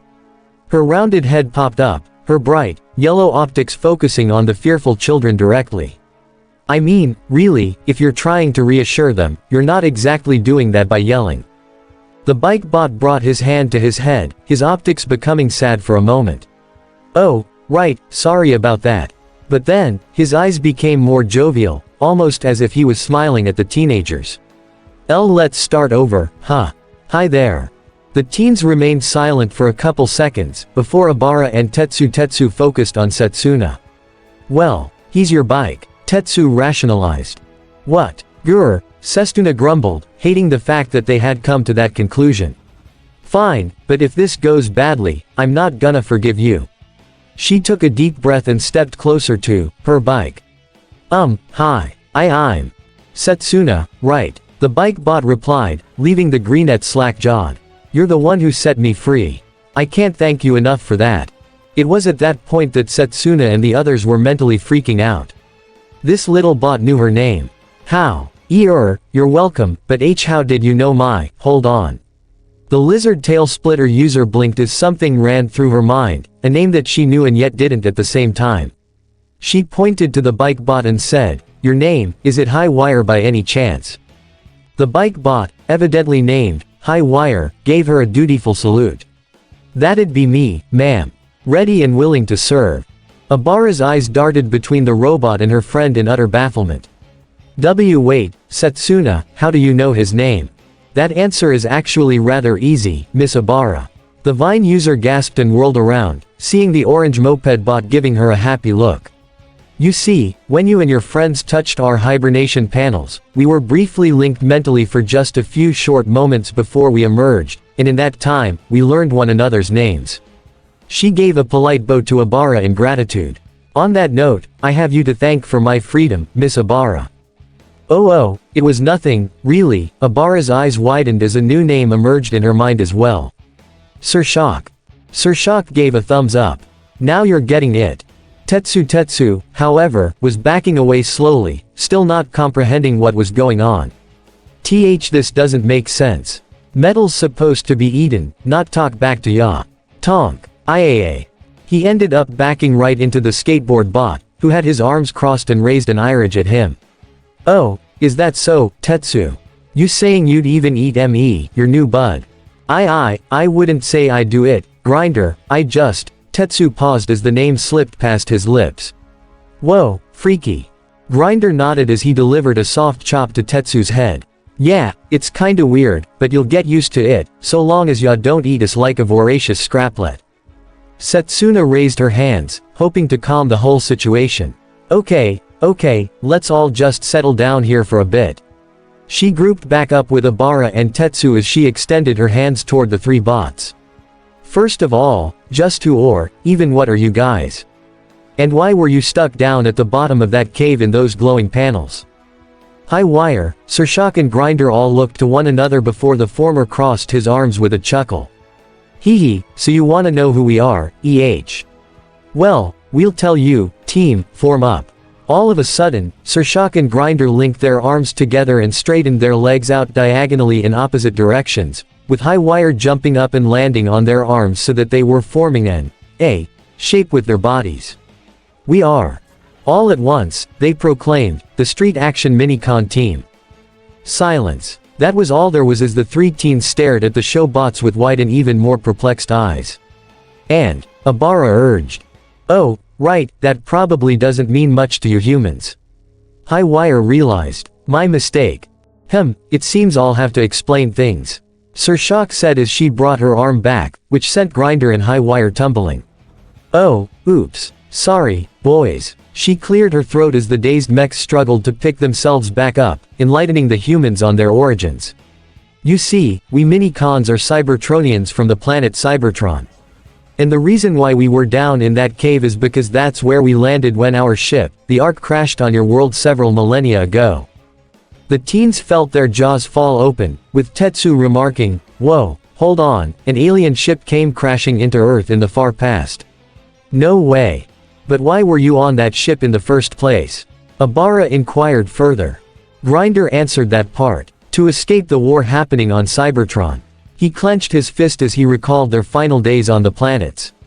The war between the Autobots and the Decepticons, who were fighting for control over the planet's resources and its future. The Minicons were caught in the middle, and the Decepticons in particular were fans of using us for boosting their power. Thankfully, the Autobots wouldn't have it. High Wire continued. They gathered up as many of us as they could and we went into special hibernation panels, which were then stored on the Ark for its maiden voyage for resources. He let out a sad sigh as the unpleasant memory came back to him. Unfortunately, before they could find us a safe planet to call our new home, the Ark lost control and crashed on this planet. Thankfully, someone was able to activate the eject sequence for our panels and we scattered across the globe. The teens all couldn't help but listen intently to the story, finding it utterly fascinating. Whoa, that's so cool. Setsuna beamed. So wait, are these Autobots and Decepticons as big as you guys? Oh, no, Miss Setsuna. Surshak shook her head. They are far larger. Why do you think we're called Minicons? The moped Minicon gave a soft sigh as she craned her head up to the sky. Unfortunately, while the Ark is an absolutely massive vessel, I imagine it isn't going to be easy to find given our stature. High Wire lowered his head, his eyes sad. Yeah, and to top it off, we're on a planet that probably has no way of contacting Cybertron. We're pretty much stuck. Goo, man, such a bummer. Grinder leaned against a tree, crossing his arms again. The three human teens all glanced toward one another, with Abara and Setsuna sharing a knowing look while Tetsu remained confused. Wait, what are you two thinking? I'm thinking that we should try and help these guys as much as we can. Setsuna revealed, garnering the Minicon's attention once again. Whoa, hold up just a sec. Tetsu raised his hands up to Setsuna. Listen, a part of me is extremely psyched that we managed to uncover some alien robots, but another part is worried about just how we'd be able to help them. Abara brought a hand to her chin as she approached Surshak. Well, that is very true, but at the same time, we can't just leave them out here. Not after this. Besides, she reached her hand out to the orange femme, extending a single finger. I think we might be bonded to them in some way. Taking the hint, Surshak brought her own finger up and touched Abara's, a glowing light emitting from where they connected. Ha! Oh my! Thank you very much, Miss Abara. Surshak bowed again. We'd greatly appreciate your, All of a sudden, Surshak's head snapped back up skyward as the sound of a helicopter came from overhead. She kept her optics locked as the chopper came into view, and then proceeded to make a steep drop toward their location. Oh no. What? Setsuna whipped her head up in panic. The hell is that pilot doing? Grinder was immediately on his guard, extending his arm across the teens. That's no pilot. Get away before, woo. What? Everyone's attention was brought back down to ground level at the sight of sirens coming at them through the trees, the sound of them and a car engine disrupting the peaceful mountain atmosphere. Before long, a police car broke through the tree line as the helicopter came in, and then WHRRTSCHZZTSCHZZTSCHZZCHK. Setsuna, Abara and Tetsu were absolutely awestruck and terrified at the sight before them. The two vehicles had transformed into incredibly tall and imposing robots. The police bot was shorter and more masculine while the copter bot was taller and had a feminine build, but one thing was consistent: they were not here to make peace as they pointed their weapons at them immediately. Freeze! The crooked cop bot barked. No body move. I.e., Tetsu screamed, covering his head. What the living hell? Good God, you've gotta be kidding me! Setsuna exclaimed. The bigger bots are actually here too. Abara furrowed her brow, glancing over to Surshok. And I'm guessing that they aren't the good guys, are they? Regrettably, Surshok shook her head once more. Nope, they're Decepticons. All of a sudden, the sound of jet engines came roaring over all of them, whipping up a surge of wind as it flew right over them and circled back around. Oh no, he's here, too. Who's he? Tetsu shouted, only to get his answer just a second later. WHRRTSCHZZTSCHZZTSCHZZCHK. The gray, red and blue jet came down and transformed, his feet slamming upon the ground with enough force to make it shake. He was undoubtedly the tallest of the three Decepticons there, and between black-helmed visage and his gleaming red optics, it was enough to send a fearful chill through all of them. He gave them a smirk as he rubbed his hands together. Oh, ho ho, how perfect. It would seem that these lovely little humans did the dirty work in retrieving these mini-cons for us. With a single flick of his wrist, he aimed his arm-mounted blasters at the kids, their barrels glowing with power. Now children, hand them over to me, and I, the great Starscream, may yet spare your insignificant lives. Chapter 38, Mini-Con Madness. You know, I was always told that Australia's outback was a wasteland, but you'd think there'd be something out here in this godforsaken place. Eijiro's general mood was irritable at best, the spiky redhead gritting his teeth as he laid flat in the back seat of Sideswipe. Unfortunately, the ground bridge's coordinates weren't as accurate as Red Alert had stated. Instead of being dropped only about a mile from their destination, they were instead about 20 miles away. Thus began the hour-long drive to get to where they actually needed to be. Of course, that was no problem for Windblade, the city speaker resolving to scout ahead for Decepticons. But for the others, it would be a long drive in the hot sun, and the Autobots, air conditioning wasn't helping too much with that. Sideswipe, however, tried to lighten the mood. Don't worry about that, Eijiro. We're almost there, and who knows, maybe you'll actually get to fight a Kangaroo ZIT. Kangaroo, Sideswipe. Right, that thing. Just then, off in the distance, Sideswipe saw something peeking out from the horizon. What's, yo, Eiji, take a look at this. The hardening quirk user sat up, and was met with quite the sight. Whoa, holy crap. Before them, rising from the distance like a massive monolith, was an enormous plateau. Its surface was red and rugged, just like the sand surrounding it, but on top was actually some decent foliage. They were still about a couple miles away, but the fact that they could see it even from where they were was something else. Whoa, you guys seeing what we're seeing? Mina's voice piped up over the comlink. Damn, it's gigantic, Denki exclaimed. I didn't think Australia had plateaus like this. It was there that Momo added some insight. That's because it isn't a natural one, Kaminari. That is Rupture's plateau. It was created only a couple decades ago when the Fisher hero, Rupture, used his power to lift it straight out of the earth. Apparently, it was so he could catch a fleeing villain who had escaped underground.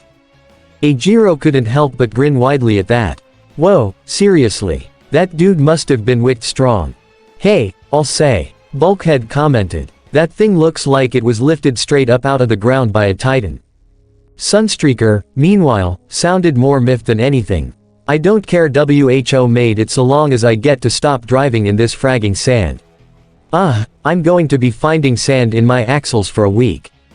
As they neared the plateau, Windblade came swooping down from out of the sky and fell in line right above Optimus Prime.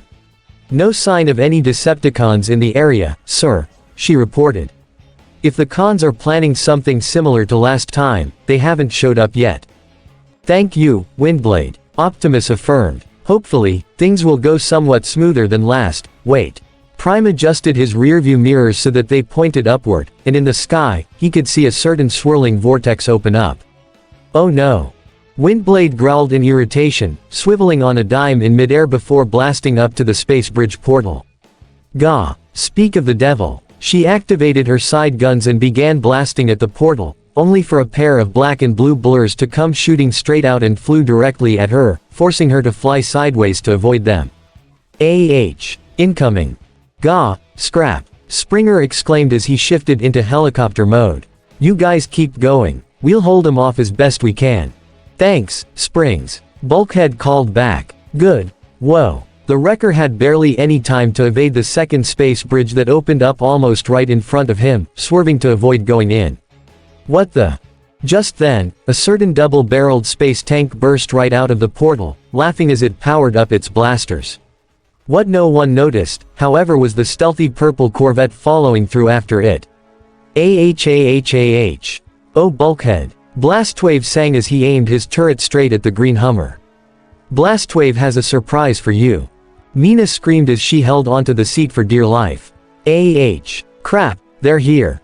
Don't worry, Mina, just stay put and hold on.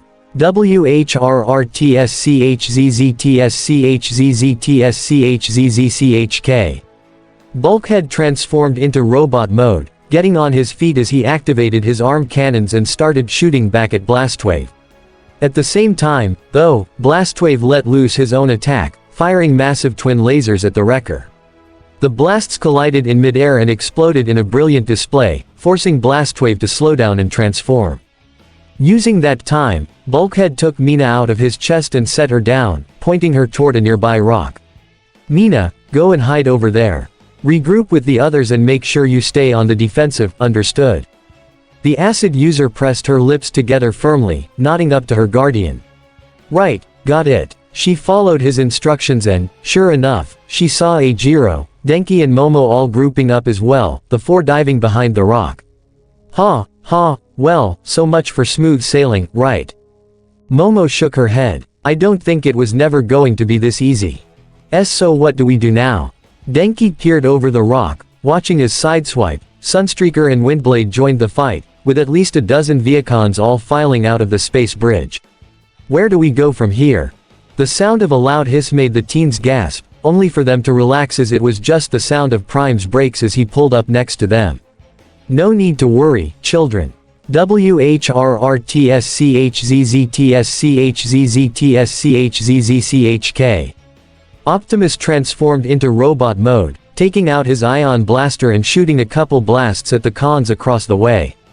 Rest assured, I will protect you. Thanks, Prime, but I've got a feeling we're just gonna be sitting ducks here. Ajiro pointed over toward the plateau. If any of them managed to get past this point, we'd be in for some bad news. The redhead's eyes trailed up at the sound of more jet engines, only to see that some of the Viacons had transformed and joined Thundercracker and Skywarp in the air. Not to mention Windblade and Springer are probably gonna get overwhelmed up there. Is there anything that can be done to give them some assistance? Momo wondered. I don't think I can create anything that can fire at that high a range. Mina and Denki both winced as well. Yeah, and we're too far out for our quirks to do much damage, too. At that, Optimus smiled behind his faceplate, giving a small chuckle. Well then, it would seem that this is the perfect time for May and Red Alert's handiwork to show what it can do. He turned toward his trailer and gave it a command. Set up. Combat deck. With those 4 words alone, something rather amazing happened. WHRRTSCHZZTSCHZZTSCHZZCHK. The teenagers stared in awe as the trailer suddenly split down the middle, with the rear doors opening as an entry ramp extended down from the back. The two halves of the trailer folded down by 90 degrees as the bottom part of the trailer shifted outward, creating a set of sturdy struts for the platform. Once both halves were open, it was revealed that there was a sort of sentry drone that was installed inside, complete with a blue cockpit and twin cannons, along with a set of claw-like mechanical arms. Within moments, it extended upward on a double-jointed armature and took aim at the Viacons in the sky. "Dude, what?" Denki exclaimed. "It's a custom combat deck. Made with the intent to turn the tide when outnumbered." With a point of his finger, Optimus gave the word, "Fire." And like clockwork, the sentry began blasting rapidly at the cons above, scoring several direct hits. Skywarp and Thundercracker were taken aback to say the least. What the? Whoa. The Black Seeker had to bob and weave through the air just to avoid the lasers. Grr, a fancy new toy, I'll stop it. VRRM. In a flash, Skywarp was gone, and then reappeared only to recoil as he was blown back from the platform, a dome-shaped force field becoming visible for just a second. What the? Whoa. Did you see that? Ajiro exclaimed. He bounced off. You won't have much luck with that, Skywarp. Prime explained as he aimed his ion blaster at the Seeker and fired, to which Skywarp teleported away again. This combat deck has been thoroughly equipped with technology specifically to protect it from being destroyed in such a manner. You cannot touch it. Oh yeah. Thundercracker came darting down from the sky and held out his hand, wherein the Air Assault Minicon team quickly assembled into the Cyber Caliber and he took hold. With the blade fully formed, he brought it straight down. Let's see how it handles this. Yeah. Crash. When the sword hit the force field, sparks of energy were sent flying out in several directions, before the Cyber Caliber 2 was blown straight out of Thundercracker's hands, spinning through the air and landing straight in the ground. You've gotta be kidding me. WHRRTSCHZZTSCHZZTSCHZZTSCHK. The trio of mini-cons disassembled and collapsed, collectively thrown for a loop. What happened? Jetstorm groaned.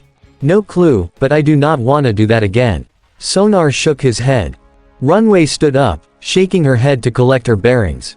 Focus up, boys. This fight ain't over yet. With that, the trio transformed and flew back up, engaging with Windblade and Springer. Back over with the ground-based bots, Sideswipe and Sunstreaker were knocking a couple of cons' heads together with a double roundhouse kick. They chuckled proudly at their double-team maneuver, but then, out the corner of Sunstreaker's optic, he saw a flash of purple driving toward the plateau. The yellow bot gasped when he saw a familiar car going straight into the cave near the plateau's base, calling out to Optimus, Prime. Shadow Strikers going after the relic. What? Prime whipped his head around, seeing the sniper's taillights disappear into the cave. No. As Bulkhead struck Blastwave straight in the jaw, he gave his leader some resounding advice, Optimus. Take the kids and get after her. We'll handle the battle out here. Grah. He met Blastwave's incoming fist with his wrecking ball, pushing back even as the larger con pushed down on him. Are you sure, Bulk? Mina cried out. At this juncture, we hardly have a choice. WHRRTSCHZZTSCHZZTSCHZZCHK. Optimus transformed back into truck mode and opened his doors for the kids. But don't worry, I entrust Bulkhead with this battle completely. He'll get the job done. Now come, we must secure the relic before Shadow Striker. As uncertain as the teens were about leaving their partners, they complied with Optimus' order, loading up into his cab before blowing past full throttle to chase after the sniper. Maximum overdrive. Now, hand over the mini-cons, and I may just spare your insignificant lives. Setsuna and her friends were petrified, that much Highwire could tell. Even without seeing her face, he knew that Setsuna was scared. It's so strange, it's like we share some sort of mental bond. He spared a glance behind him, seeing his new friend's terrified expression along with Abara's and Tetsu's. They were frozen in place, knowing that there was nothing that they could do in this situation. Against an enemy like this, they were powerless. And that's when Highwire's decision was made for him. If it's to keep them safe, he focused on Setsuna, which managed to catch her attention. To keep her safe, then we have to do this. Almost as if she were reading his thoughts, Setsuna's features shifted to a worried gaze as she reached out to him. Wait, Highwire, please. Don't do it. Why you three can't up that easily? Abara insisted, locking her eyes with Surshok's optics. Not for our sake. Lady Abara, Surshok lowered her head. We're strong. We can fight. Tetsu insisted, baring his teeth while raising a fist. Grinder, are ya with me? Grinder couldn't help but chuckle at Tetsu's enthusiasm. Hey, yep, this dude and I definitely would get along, but, the mini-con shook his head. Sorry, Tetsu bro, it's way too dangerous for you. He pointed up to Starscream, who was still smirking down at them. That guy. He's the Decepticon's second in command. He'd wipe you off the sole of his foot after charring you to a crisp with his engine. This made the Air Commander give a hearty laugh. Ha. Oh, I would. And it would be glorious, he wagged a finger at the smaller beings. But, remember, I am generously giving you a chance here, so you had better choose wisely. Sir Shock, bowing to Starscream this time, understood completely. Why yes, Commander Starscream, we understand. Her expression was serious as she grasped Abara's shoulders to get her point across. Listen to me, you guys, you all have to get out of here safely. And no. Sir Shock. Listen, Abara, your lives mean more to us than our own right now. The orange femme pressed, sparing a glance back up to Starscream. The Decepticons won't kill us, we know that for sure. We're far too valuable an asset. But if they killed you, we wouldn't be able to forgive ourselves. For some reason, even though Abara had only met Sir Shock a few moments ago, she was starting to get teary-eyed over the situation. But, why? I hardly know her, the Vine user reached out, touching Sir Shock's chest plate. Please, don't do this. Come on, enough of the waterworks already. The green copter bot bemoaned. Barricade, you think you can hurry this along? The police bot nodded back to her. Sure thing, Swift. Barricade started forward and reached out, only for Starscream to bat his hand away. Gah, what the pit, Starscream. I made them an ultimatum, Barricade. Starscream sneered down to his subordinate. Let it be known that the great Starscream is many things, but unfair in a barter, he is not. Swift and Barricade both facepalmed at that. Seriously. The copter bot exclaimed. We're Decepticons. Since when have we ever been fair? She retracted her arm blaster and instead made her hands glow green with energy, ready to throw down. I say we should just fry the little fleshies and take the minis. Save us the time and trouble. Wait. Please, don't hurt them. High wire, Sir Shock and Grinder grouped up, placing themselves halfway between the cons and the kids. We've decided, we'll go with you. All at once, he heard a collective resistance from behind, to which he turned around and held up a hand. Guys, I understand that this isn't fair, but what's important is making sure you live. We'll be fine, just, be good, K. Starscream smiled in satisfaction while Swift and Barricade grumbled in irritation, the femme crossing her arms as her hands stopped glowing. Ha, I just knew you'd see it my way. He reached down to scoop them up. Now come, we have a nice, cold holding cell for, PSCHEW. Just then, a bright green glow began shining in Starscream's optic, taking him off guard. What the, clang. Yeah. Everything had happened so fast that the teens barely had time to comprehend it all. Right as the Air Commander was about to take the bots, a glowing green vortex opened right next to his head, and from out of it came a red and orange motorcycle, which hit him square in the face and sent him sprawling onto the ground. But, what was even more shocking, was that the 1B students knew the driver, and they were utterly slack-jawed when they saw her. The motorcycle landed and spun around to a screeching halt, which was when Itsuka Kendo spotted them and her eyes went wide. Guys! Itsuka! Abara and Setsuna echoed. Kendo! Tetsu hollered. What the hell are you doing here? And where did you, wait, what the hell is with that portal? Setsuna also recognized the bike that her friend was riding. And is that the motorcycle you were on this morning? What's going on here, huh? From there, the teens did a double take as a police jeep, a VW Beetle, a pink sports car and a Porsche come flying out after her, and that's when Itsuka knew that there was no going back from this. Well, shoot, the redhead deadpanned. Guess there goes any semblance of keeping this on the down low. Sorry, flare up. Don't worry, love. The motorcycle spoke as Itsuka got off. WHRRTSCHZZTSCHZZTSCHZZCHK. From there, Flare-Up and her Autobot compatriots transformed into robot mode, leaving the other 1B students even more stunned. Honestly, since the mini-cons seemingly activated randomly, I had a feeling someone had to be responsible for waking them. We're just lucky that it was your mates. Her optics shifted to the trio in question, giving a friendly wave. On that note, hello, Itsuka's mates. They silently waved back, though only barely. Ooh, I think they like me already. On that note, the rest of the vehicles all transformed into robots as well, with the pink one taking out a pair of swords as she faced off with Swift. Flare, now's not the time to be making friends. RC warned. Oh ho, RC. Swift smirked as she leapt back, her hands igniting in green once again. Now we can finally start scrap-ing. Unfortunately for her, she ended up tripping over Jazz, who had set himself up behind her. Sorry, ma'am, but the only one getting scrapped here is you. Jazz breakdanced back onto his feet, aiming his subsonic repeater at the green femme. Gritting her metal teeth, Strongarm roared in rage as she shot at Barricade, the con ducking and rolling out of the way as he exchanged fire. With her, Bumblebee went in and started blasting with his stingers as well, looking to shock the corrupt officer. Get the humans and the mini-cons to the ground bridge safely. Strongarm directed. That's an order. Izuku and Kyoka will take him from there. Tetsu, Shiozaki, Tokage. With their names being called out, the 1B students snapped their heads toward the still open portal, where indeed, Izuku and Kyoka were standing. The green and purple-haired duo were ushering them toward the vortex, the former shouting, "Come on. We gotta get out of here. Grab your friends, grab your crap and let's get home." Kyoka added. We'll explain everything later.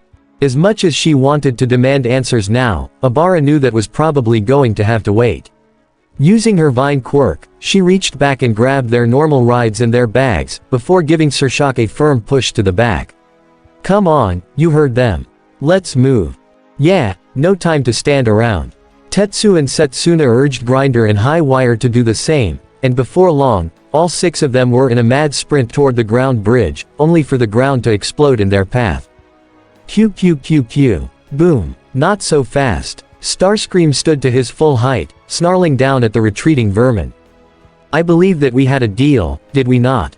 With his null ray aimed straight at them, he repeated himself with a threatening growl, hand over the mini-cons, and then you may go. Oh, and while you're at it, tell your little friends to leave the ground bridge open so that we may sack the Autobot Ba. Clang. URK. From out of nowhere, Flare-Up blinked in and got a flipping axe kick straight into Starscream's jaw, sending him sprawling backward. Yay, not gonna, happen there, Screama. Flare-Up flicked her wrists, bringing her pistols out of her forearms and immediately opened fired on Starscream, forcing him to cover up as he was peppered with shots on all sides. Gah, ooch, ow, ow, would you, ack. Stop it. Starscream thrust his arms around and began firing in all directions, hoping he'd be able to get in a lucky hit. AAAAGH. Taste it. Taste my fury. After a few more moments, he stopped firing, intaking air heavily as he looked around. There were several trees that had been down thanks to his blasts, but there was no sign of flare-up in sight. Ha, I must have hit her, conk. ACH. With a double thrust kick, Flare-Up slammed down on Starscream's back, sending him head-first into the dirt. Nope. Sorry. Hee, you'll have to be quicker than that. Uttering another growl, Starscream struggled to get his head up, where he was met with the redhead from before, her hands firmly on her hips. So this is the Decepticon's second in command. Itsuka glanced up to her partner with a raised brow. Gotta say, not impressed. Starscream blinked in disbelief. This, lowly human, had just mocked him right to his face. What? You heard me. Itsuka remarked once again. As far as I'm concerned, you're all bark and no bite. Flare-Up, Izuku, Kyoka, her classmates, the mini-cons, and even the other Autobots and Decepticons were left utterly gobsmacked by Itsuka's apparent lack of fear. To the point where everything just stopped. This girl was seriously mocking Starscream without even batting an eyelash, and it was something that Flare-Up could get behind. Yeah, gotta say, he's not really all that threatening once you really get under his armor plating. That's preposterous. Starscream barked indignantly. I'm plenty threatening. I am a part of Lord Megatron's elite for a reason. I have earned my place as second in command. Flare-Up leaned over and tilted her head. Yay, but that doesn't make ya the most threatening by default, ya know. She smirked and raised an eyelid. Seriously, have you seen Shockwave and Soundwave? Far more terrifying. Yeah, and you couldn't hit the broadside of a barn with those blasters of yours. Itsuka jabbed again, leaving Starscream trembling in rage. Then again, I'm not surprised considering how small those barrels are.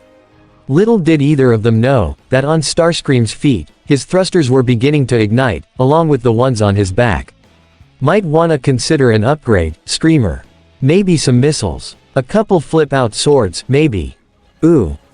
Or maybe a gun that combines with a sword to make a bigger sword. Haha. Flare-Up giggled, only to feel something rumbling beneath her. Hee ha. Starscream clawed at the ground, his optics burning in rage. Shut up, shut up, shut up, shut up. Boom. As fast as a bullet, Starscream burst up from the ground and took to the sky, throwing Flare-Up off of him and making Itsuka scream as he shot over her head.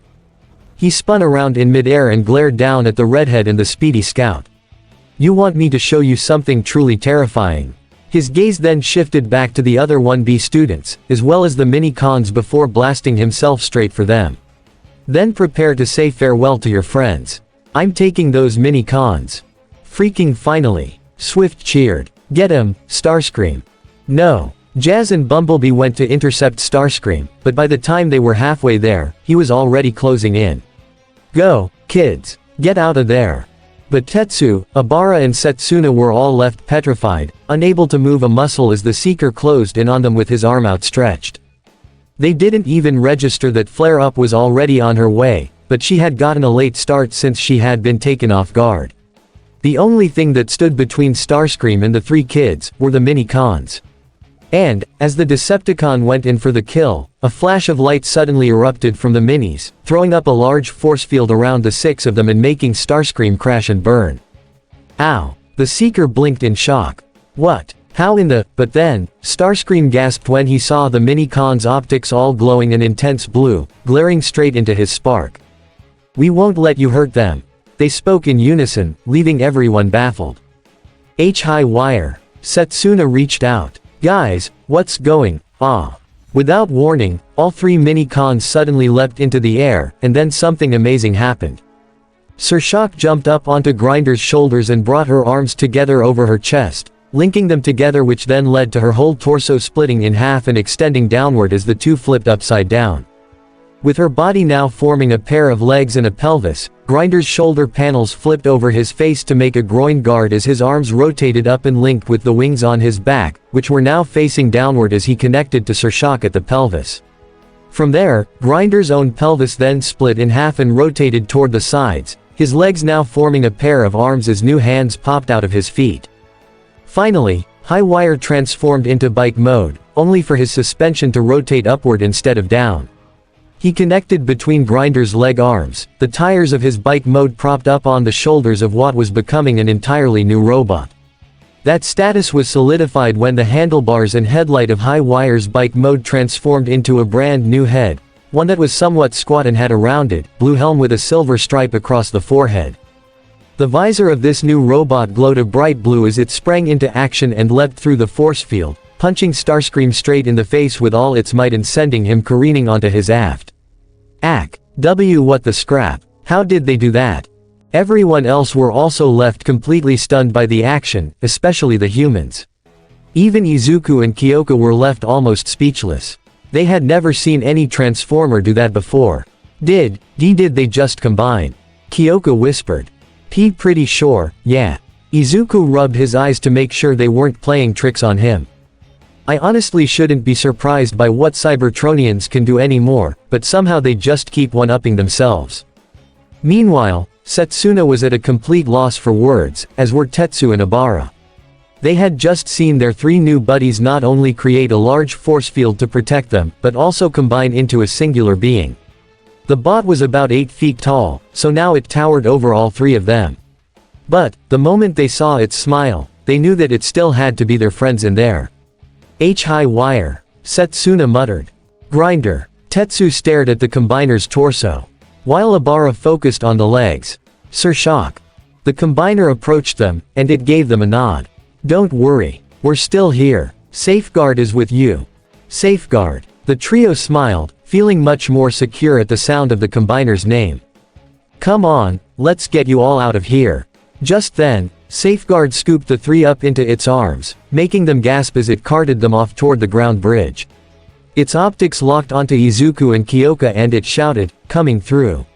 Let's move out." Jazz was quick to agree. "Y'all heard the combiner. Let's roll." At the lieutenant's order, the Autobots began sprinting toward the portal, putting on some suppressing fire to keep Swift, Barricade and Starscream at a distance. However, the Seeker would not be denied like this. "No, I will not allow it to end like T-Block."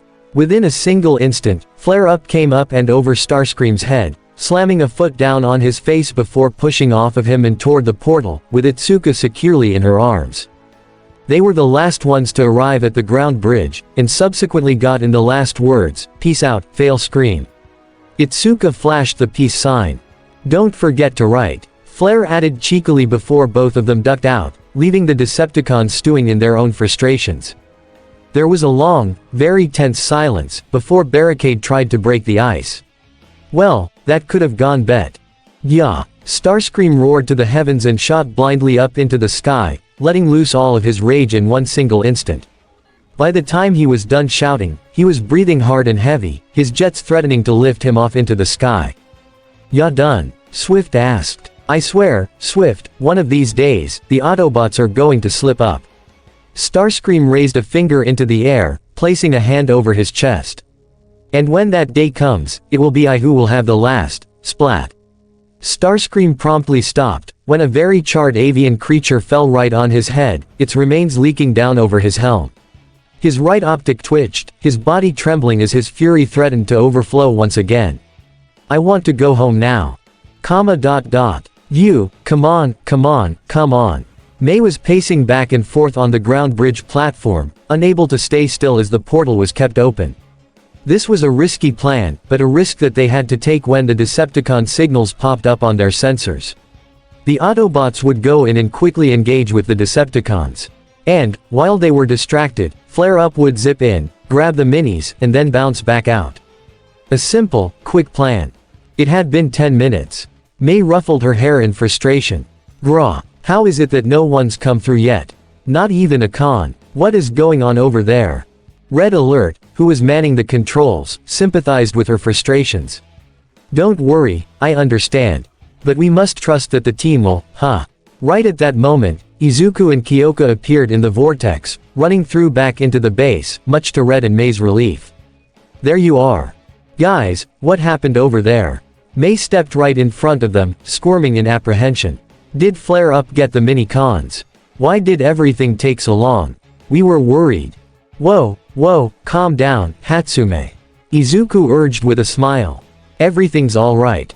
Kyoka tilted her head toward the portal. "Yeah, we just hit a small snag, but once you see what's coming through, you'll understand." The humans and Red Alert then heard something else come through the portal, and the medic and May were taken aback. Through the vortex came a tall, multicolored robot with bike wheels sticking out its shoulders, carrying 3 humans whom Red Alert didn't recognize. May blinked, however, when she saw 2 of them in particular. "Hey, wait a sec, aren't you?" Phew, thank God we got out of there." Tetsu sighed, the 3 1B students sliding down to the ground, their backs against each other as they took a breather. "And here I thought we wouldn't get away from that Starscream guy." "Yes, quite the relief." Abara concurred, only to then take notice of her surroundings. "But wait, where are we now?" Setsuna scanned around, searching for any clue to their whereabouts. "I honestly have no freaking clue, huh?" Her eyes drifted up when she saw a pair of large, blue legs standing in front of her, only to be met with Red Alert's visor staring back at her. Hi. Red returned monotonously. "Are you or your friends injured?" The lizard tail splitter user shook her head, jerking her thumb toward Safeguard. "Nope, this one helped us out. Or these 3. I dunno, it's hard to keep track of things after so much crap happened." It was at that point that Jazz, Bumblebee, RC and Strongarm all filed through the portal as well, and then Flare-Up and Itsuka came in, too. Instantly, Setsuna's eyes widened and she shot up to her feet, shouting, "Itsuka! What the hell is going on here?" "Setsuna!" Abara exclaimed, giving her a serious look. "Do not be so volatile. I'm sure that there is a reasonable explanation for all of this. Her features became more worried as she set her eyes upon her class rep. All right, Itsuka.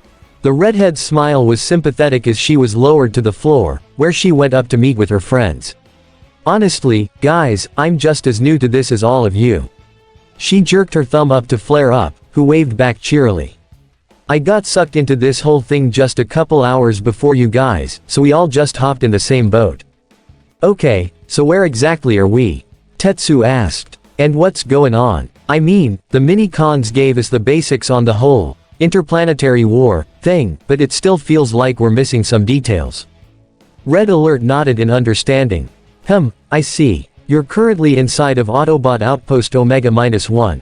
And he extended his hand toward the team, are some of the Autobots who have made Earth our home in recent months. I am Red Alert, Medical Officer. First Lieutenant Jazz, at your service. Jazz gave a thumbs up. Nice to meet ya. RC gave them a bow. Autobot Intelligence Officer RC. It's a pleasure. Strongarm sent a salute their way. Police Cadet Strongarm, at your service. Flare Up winked down to the trio. You know me. I'm Flare Up, Itsuka's new partner. ZRKT, and in this corner, weighing in, ZRKT, at over 300 pounds. Bumblebee struck a dynamic pose as he introduced himself. ZRTK, the amazing Bumblebee. Thankfully, these antics were enough to get the 3-1B students smiling again, with Setsuna and Tetsu even laughing a little bit. Hee. I see. Setsuna gave them all a polite bow. Well, my name's Setsuna Tokage.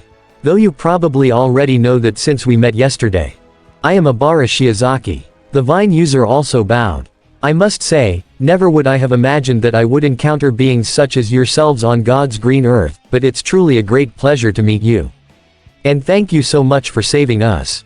Tetsu puffed up his chest with a smirk, jerking a thumb toward his chest. And my name's Tetsu times 4, yeah. Jazz pointed down at the steel quirk user. I remember you real well. You're the guy whose sideswipe kept calling a copycat of Ajiro, right? And in a single instant, that set Tetsu off. Hey, I am not a copy of Kirishima. We just happen to have quirks that, wait, his eyes widened as a realization hit him. Kirishima, he pointed up at the Autobots. If you guys were the ones who were hanging out with Class 1A during the festival yesterday, then does that mean? Yes, there are more of us who know about the Autobots. Izuku confirmed, garnering their attention as he listed them off. So far, the ones who are in on this secret are you guys, myself, Kyoka, Kirishima, Uraraka, Iida, Yaoyorozu, Ishido, Kaminari and me. Mei suddenly jumped up between Tetsu, Abara and Setsuna, making the three of them scream. Oops. Haha. Sorry about that, guys. The Zoom user held her head up proudly as she placed a hand over her chest. But yeah, surely you must remember ME from the sports festival yesterday, right? Weren't my babies cool? Setsuna immediately recognized the girl, though not for the reasons Mei would have wanted. Oh, yeah, you're Hatsume from the support course. The one who made Iida go around in circles with your inventions, right? Mei felt her eyebrow twitch, her guilt resurfacing again, but kept her smile nonetheless. Alright, yeah, that was me. She shook her head and pointed over to Safeguard, who hadn't moved since they arrived. But hey, who's your friend? I thought there'd been 3 mini-con signals that popped up, not just one. Well, that's actually still accurate, Mei. Red Alert said, raising his multi-tool arm to activate its scanning function. And, before long, he got the results he expected. Exactly as I thought. There's 3 sparks inhabiting this one vessel. Meaning that these mini-cons are also a combiner team.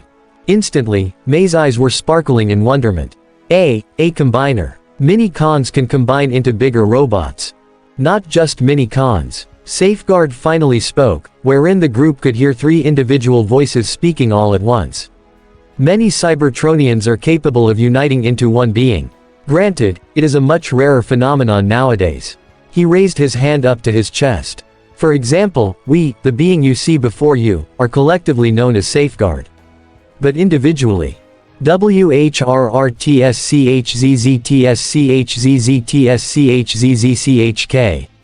The teens all gasped as Safeguard separated into his 3 components and they all transformed back into their robot modes, with the blue and orange bots landing on the ground first. We are Sir Shock. Grinder. The 2 linked arms as the final mini-con came down and landing on their arms, forming their A stance once again. And I'm their leader, High Wire. Together we are, stretching their free arms out to the side, they called out all at once, the Street Action Mini-con team. Once again, there was silence, but this time, the minis could take heart in the fact that they had captivated their audience. Mei, Itsuka, and Izuku were all staring at them, their eyes shining and completely awestruck at what just happened. Mei squirmed as she took out her notepad, giddy at the new discovery. Oh my gosh, oh my gosh, oh my gosh. Cybertronians just get better and better. So cool. Izuku and Itsuka said collectively.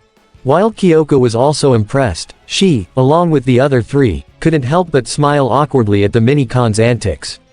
Okay, but is the posing really necessary? Of course, it is, dude.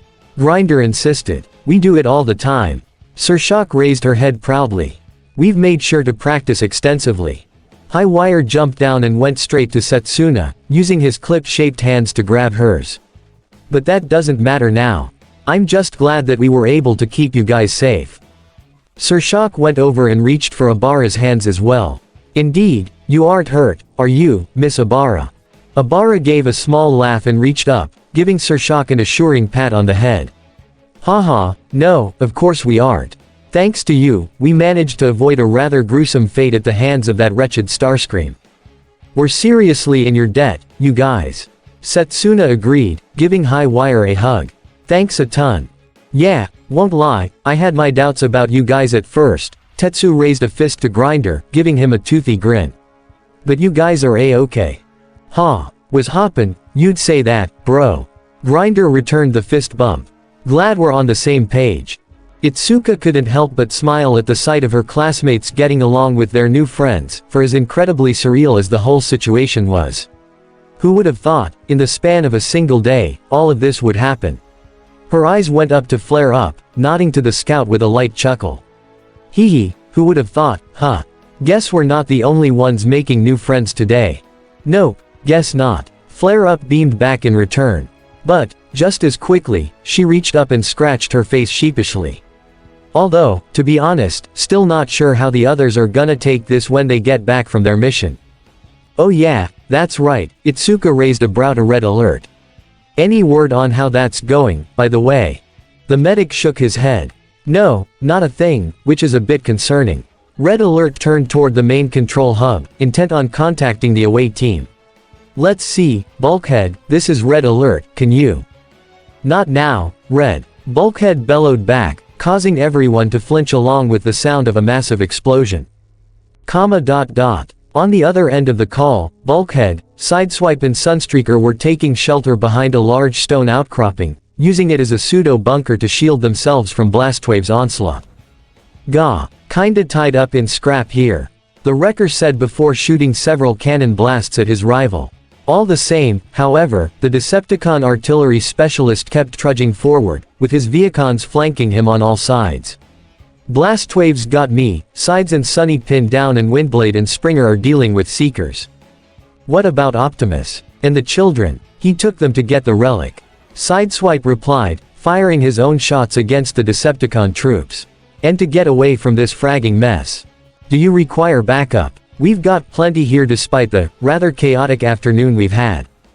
Sunstreaker's face twisted in confusion at the medic's words. Wait, the heck does that mean? A sigh escaped Red alert as he waved the question off. Long story, tell you later. Again, we're more than happy to send backup if needed. Bulkhead, however, rebuffed the offer with a scoff. Bah, Red, if there's one thing you ought to know about wreckers, it's that they don't call for backup. He craned his head up toward the sky with a smirk. Right, Springs. Oh, sure enough, Bulk. Springer dove straight down out of the sky, transforming into robot mode before launching Sabak and Fangblade down at the Vehicons below. The Wolf and Smilodon bots crashed into and started mauling several of the troops, all while Springer closed in on Blastwave with swords drawn. They call for clean up. Grah. Blastwave raised his arms to block the sword strikes, which scraped off his arm-mounted blasters harmlessly before he aimed them straight for Springer. "It is you who will be needing the cleaning up, little bot." Bam bam. Twin violet lasers burst out of the blasters and nearly hit the triple changer, only for him to use his high jump ability to get out of the way. The blasts hit the ground instead, kicking up the red outback sand and blocking Blastwave's vision completely. "Ow. Stupid dirt. Why must you block Blastwave's sight?" Bulkhead smirked at the opportunity. "And there's my door." As fast as he could, the rotund Autobot sprinted into the cloud of red, charging straight for his rival. "Hey, Blastwave." "What?" Clang. Yah-agha. With a massive swing of his wrecking mace, Bulkhead sent the Decepticon flying straight backward, slamming straight into the side of another stone outcrop not too far away. Bulkhead rotated his arm, transforming his hand back to normal. "Hey, how's that for clean-up?" Springer landed directly next to his fellow wrecker and the two fist bumped. "Nice one, Springs." "Ah, felt just like the good old days," Springer said with a nostalgic grin as Sawback and Fangblade returned to him, the Viacons now all mostly ripped to shreds. "So, how do ya think the boss bot's doin'?" Truth be told, Optimus wasn't so certain what he had gotten himself into. This cave was far larger than he had expected, going so far in that he was fairly convinced that they were directly in the middle of the plateau by now. It had gotten so dark that use of his headlights was a necessity, and it was evident that the children weren't so sure of what they were doing either. Prime. Ajiro piped up. "How did we lose sight of Shadow Striker?" "I am uncertain of that, Ajiro," Optimus replied warily. "I knew she was in front of us, but I did not think she had gotten that far ahead." Mina glanced nervously into Prime's rearview mirrors. "Why you don't think she could have gotten behind us, do you?" Momo put a hand to her chin, pondering on that. "It is a possibility. There could have been a fork or an alcove that we didn't see where she could have hidden and wait until we were ahead of her. If that's the case, we can't stop now," Denki insisted. "Or else she'll catch up and run us down." Not a second later and something began coming into view for Optimus, catching his attention. "Denki, I believe that we will have to stop soon enough. Look ahead." The teens all peered out of Optimus' windshield and their eyes widened at the sight of a dim, blue light emanated further ahead, taking them by surprise. "Hold on, kids, we're going in." Once they made it through the tunnel, Optimus pulled to a stop, and what they all saw next took them by complete surprise. It was an absolutely massive cavern, one with a large body of water directly in the middle. The 1A students all exited Prime's vehicle mode and the Autobot leader transformed, all of them visibly taken aback. Who would have guessed all of this was in here?" Denki exclaimed. "No clue, man." Ajiro ran a hand through his hair. "But to be honest, I probably shouldn't be shocked that there's more to our planet than meets the eye. It's so pretty," Mina said in awe, only to notice something glowing at the bottom of the pond. Hey, Optimus, over there. In the water." Optimus followed Mina's pointed finger and saw the green glow for himself, which immediately caught his interest. "Everyone, stay here, and get to cover." As the Prime stepped into the water, though, Momo spotted something else in the darkness as she was about to follow her friends. In the darkness of the cavern, she could see a familiar set of optics, one normal, one circular like a targeting reticle, and it wasn't long until she saw the glowing red of a rifle scope popping up through the inky blackness as well. Momo gasped and immediately lifted her shirt, creating an artillery cannon and shouting, "Optimus! Watch out!" Boom! Prime lurched out of the way as the cannon blasted at the figure in the dark, only for them to leap out of the way and curse. Merde! Landing straight in the light, Shadow Striker was revealed, the sniper sneering at the Autobot leader and the raven-haired girl. Cian, it appears that you have found me." Shadow Striker converted her sniper rifle into its automatic mode and took aim at the group. "In that case, I will make Z's more direct. You will allow me to retrieve Z relic and none of you will perish here today." Like we're gonna take that option, lady," Ajiro retorted, hardening himself up and bashing his fists together. Flanking either side of him, Mina brought a bubble of acid in her hand while Denki's began sparking, the three prepared to fight if need be. "We ain't leaving without that relic." However, before anything could even start, Optimus put himself in between the two sides, raising his hands to try and de-escalate the situation. "Wait, Please, let us take this moment to breathe and think things through. The human's eyes all widened in disbelief as he attempted to appeal to the Decepticon. Shadow Striker, you don't have to do this. We're dealing with a piece of Cybertronian history, not a tool for war. I implore you, if there is any part of your past self left, allow us to retrieve the relic so that it may return to Cybertron one day unscathed. Down below, Eijiro, Mina, Denki and Momo all did a double take at that. Past self. What did that mean? Shadow Striker, however, simply turned her nose up to the request. HMPH, you should know that there is no going back for me, Optimus Prime. I left my life as an Autobot a long time ago. And just like that, the teens had their question answered. She was an Autobot. Mina exclaimed. You're telling me that she switched sides? Indeed, though not by force. Optimus recalled, narrowing his optics at Shadow Striker. You know very well the experimentation that Shockwave put you through, Shadow Striker. He practically cut off your sense of compassion, your emotions, and yet you still choose to fight for them. Why? HM, oh poor Optimus Prime, Shadow Striker chortled with a sinister smile. What you fail to realize is that my new profession is the only way for me to feel anything at all. She brought down her recon visor over her eyes and went to take aim. At the moment of the kill, I am never more alive. As he stared down the barrel of her gun, Optimus knew that he had one more hand to play. One that he knew would have some impact on her. He locked optics with her and said, plain and simple, what would Roulette say if she were still with us now? Just as expected, he heard a faint gasp, and Shadow Striker's visor retracted. Optimus could see hints of emotion begin to twitch onto the sniper's features, ones of pain, sadness, but above all else, anger.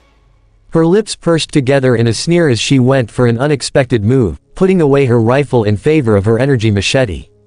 Og. Optimus brought out his axe, acting defensively as she kept swinging at him relentlessly, only stopping to scream at him, "You dare to speak my sister's name in my presence? Ah, so you do feel some remorse." Prime concluded, still keeping optic contact. She was your best friend, after all, as well as your first target. Grah. The Decepticon kept going at Optimus with all her might, but as she did, the Autobot leader gave a subtle nod toward the humans. The message was clear to them, get the relic. The 1A students all nodded to one another and, as silently as they could, they began wading into the underground pond toward its center, where the green glow was still emanating. Thankfully, the water wasn't too deep, only reaching to their hips. Okay, let's get this thing out of sight. Eijiro and Denki reached down to grab the relic, only for their hands to graze against not one, but two objects. Huh, dude, you feel that? Yeah, I do. Denki's face scrunched up. One feels flat and has angles and the other is round.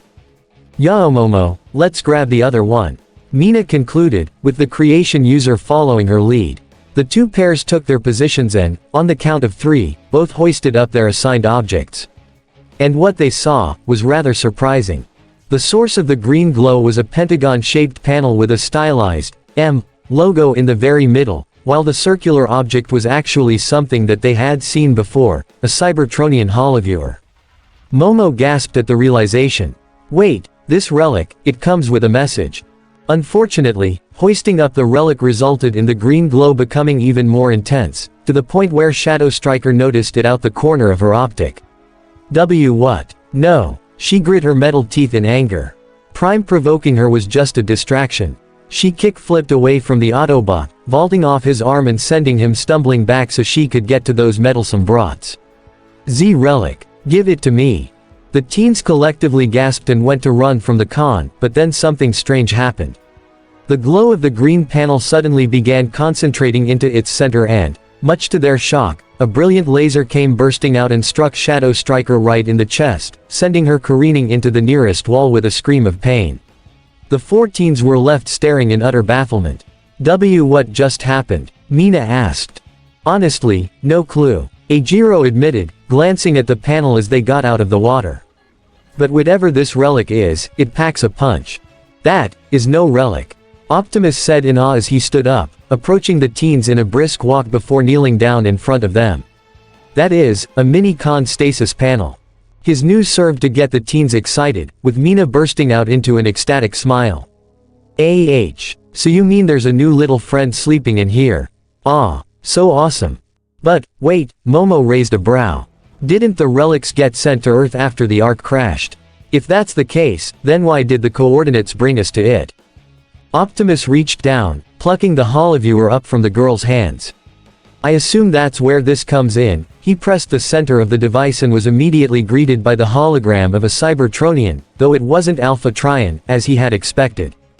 Instead, he was greeted by the sight of a different elderly bot, one who was dark green and orange and had a respectable paunch to him. He seemed to be a rather heavy-set yet jolly fellow given his wide smile. He had a rather pronounced chin which was accentuated by a burly, orange guard that resembled a beard, and he had some rather thick eyebrows to match. What's more, he didn't have your typical optics. Rather, his were very round, almost resembling a pair of spectacles in a sense. He spoke with a chummy, British accent as he laughed up to the Prime. Haha. Optimus Prime. Good to see you, lad. Well, I suppose I can't technically see you like this, but you can certainly see me. McAdam. Who? The teens echoed. Optimus craned his head down to the kids and explained, McAdam. He was a bartender who owned an old oil house in Yakin, and was gifted with precognitive powers. Denki scratched his head. Precogni what now? He can see the future. Momo deadpanned. Indeed, young lady. McAdam spoke up, much to the shock of Optimus and the others. Meaning that while this may be a pre-recorded message, do not be surprised if respond to you directly. I know exactly what you're going to say, after all. His attention was brought back to the Prime before him. Ah, but Optimus, I am very pleased to see that you found this place so quickly. I anticipated that you would. I'm sure, McAdam, but, did you specifically have Alpha Trion send this message to Earth along with the relics so that I could find? He pointed down to the Mini-Con panel. This lone Mini-Con in particular. Mac gave a hearty nod. I did, and once old Trion heard the reason why, he was more than happy to do so. He gave Optimus a wink. After all, this Mini-Con is, rather special. At first, Prime wasn't sure what he was talking about, but then, something clicked in his head and his optics widened, hurriedly reaching down to grasp the panel. Pardon me, everyone. If this is who I believe it is, he received another nod from McAdam, which prompted Optimus to close his hand around the Mini-Con panel, to which it began glowing brightly once again. He opened his hand back up and from the panel, its occupant emerged. Standing in Optimus' palm was a little robot with a blocky build, with a small port in the middle of his torso. His main body was black with silver detailing, primarily in the vents on his pectorals. He had gray arms which had 2 wheels each on them, one in his shoulder and one in his elbow.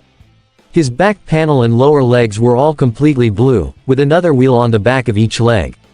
His feet were actually the frontmost seats of his vehicle mode, with another pair of seats propped on his back. His helm was squat and had a flat top, his silver face serving as a stark contrast. The Mini-Con's yellow optics eventually turned on, and he let out a small groan as he shook his head. HMPH, where am I? He cut himself off when he eventually looked up, and his features broke out into a smile upon seeing the Autobot leader. Optimus. Roller. The kids were taken aback by the sheer amount of happiness that they heard in the Prime's voice at that very moment. It was almost jarring, hearing the Autobot leader sound that happy, but it also rather joyous to see as Optimus brought the Mini-Con up to face level. Haha, my old friend, my suspicions were right, it was you. Roller gave a laugh as he jumped off Optimus' hand and onto his shoulder. I can't believe it. It's really you. After all this time, but the little bot trailed off when he noticed their surroundings. Wait, this isn't Cybertron or the Ark. Optimus shook his head. Unfortunately not, my friend. The Ark crash landed on this planet eons ago, scattering you Mini-Cons all across the globe. He raised a finger to his partner. But now, my Autobots and I are here, and we are currently searching for the Ark. Care to join us?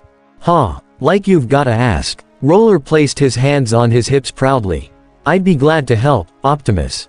You can always count on me, you know that. Near Prime's feet, the teens were all beaming up happily at the reunited duo, with Mina practically brimming with questions. This is so cool. Optimus, who is he? Is he your specific Mini-Con? does he transform into a tiny truck? Taken off guard, Roller snapped his head down to the pink-skinned girl, seeing her and all of her friends gathered around Optimus with piqued interest. Whoa, Prime, who are the fleshies? They are humans, Roller. They are the native species of this world. Optimus elaborated, extending a hand down to the quartet. These are Momo, Mina, Eijiro and Denki, and they are some of our many human allies on this planet. Roller leapt down and landing directly in front of the four, peering closer with inquisitive eyes. Oh, I see. Without missing a beat, Roller stood at attention, saluting them all. It's a pleasure to meet you, everyone. My name is Roller, and yes, I am Optimus Prime's personal mini-con partner. Momo bowed her head back, leading the others to follow suit. It's such a pleasure to meet you, Roller. To be quite honest, we had no idea we'd find you here. Yes, I was actually about to ask. Roller glanced back up to his partner. How exactly did you find me here? HM, we have Macadam to thank for that. Optimus shifted his optics back to the bot in question. His precognition allowed us to track you down using this holoviewer. Thank you, Macadam, for reuniting us. Roller expressed his gratitude as well. Yes, thank you so much, Mac. Oh, think nothing of it. Macadam waved. Just making sure that you two are squared away and all that. He gave a wink up to the duo. Now, I think you've got some Decepticons to dispatch. So get on it, then. The Prime and the Mini-Cons gave affirming nods, but before the message cut out, Macadam spoke up again. Oh, and one more thing, about that young man you're training, Izuku, I believe it is. Be sure to keep an eye on his quirk and his inner knight. They'll be rather important to you all later on. Farewell. And with that, the message cut out, leaving everyone completely perplexed. What was that about Midoriya? Eijiro scratched his head. Momo scrunched up her nose in confusion. And what about that inner knight comment? I mean, I know Midoriya is heroic, but he isn't exactly knightly. Optimus scratched his chin, also pondering on what the bartender meant. I am uncertain myself, but, as he thought back to Izuku and his quirk, a new stray thought crossed his mind, remembering what had happened yesterday. Could this have something to do with the vision that Izuku had? Where the red-eyed individual stood out to him. Hey, guys. Denki spoke up, pointing across the cave. We've got another problem. Shadow Strikers, gone. Sure enough, the Decepticon sniper was nowhere in sight, leaving them all worried. Oh no. Where do you think she is? Mina began looking around in a panic. I doubt she is still here, Mina. Optimus concluded. If she was, she would have ambushed us by now. He scanned the ground and, as he thought, he could see tire tracks going from where Shadow Striker had crashed out toward the tunnel. She has retreated, likely to warn the other Decepticons. Hearing that, Roller puffed out his chest. HMPH, well, I say we go show those cons what we're able to do together. He grinned over to Optimus with a determined fist pump. Right, Optimus. Yes, I second that. WHRRTSCHZZTSCHZZTSCHZZCHK. Climb on, everyone. It's time to finish this. Back outside, the battle continued to wage over the Outback Desert, with Windblade having returned to ground level and bringing the Seekers with her. With all the Viacons now utterly scrapped, that left the Decepticons outnumbered, but not outgunned. As the two sides exchanged fire, however, their attention was garnered when they heard an engine approaching, and from there, the cons were surprised to see Shadow Striker come speeding out from the tunnel, transforming to a halt. Shadow Striker. Skywarp called out. Report. Where's the artifact? The sniper sneered in frustration, shaking her head. There was no artifact. Simply a useless message and, she pursed her lips, hating herself for seeing what had transpired. As much as she wanted to deny it, she couldn't take the mini-con. Some part of her inside had screamed at herself not to. Why am I feeling Z's? She screamed internally as she clutched her chest. Damn it all. But Blastwave's patience was short, stomping his foot to demand answers. And what? We are fighting great battle out here. Give us news so we can go back to it. VRRRRMM. Just then, the sound of a loud truck engine came roaring out from the cave, followed by Optimus practically launching out and skidding as he hit the ground. Roller had secured himself on the roof of his partner while the kids all immediately disembarked, allowing the Prime to transform back into robot mode. There will be no more battle done today, Blastwave. Optimus held out his hand, allowing Roller to jump into it. For the outcome has already been decided. Thundercracker and Skywarp both stared in disbelief. A mini-con, they shouted together, before the black and purple Seeker whipped his head back to Shadow Striker. You let him get away with a fragging mini-con.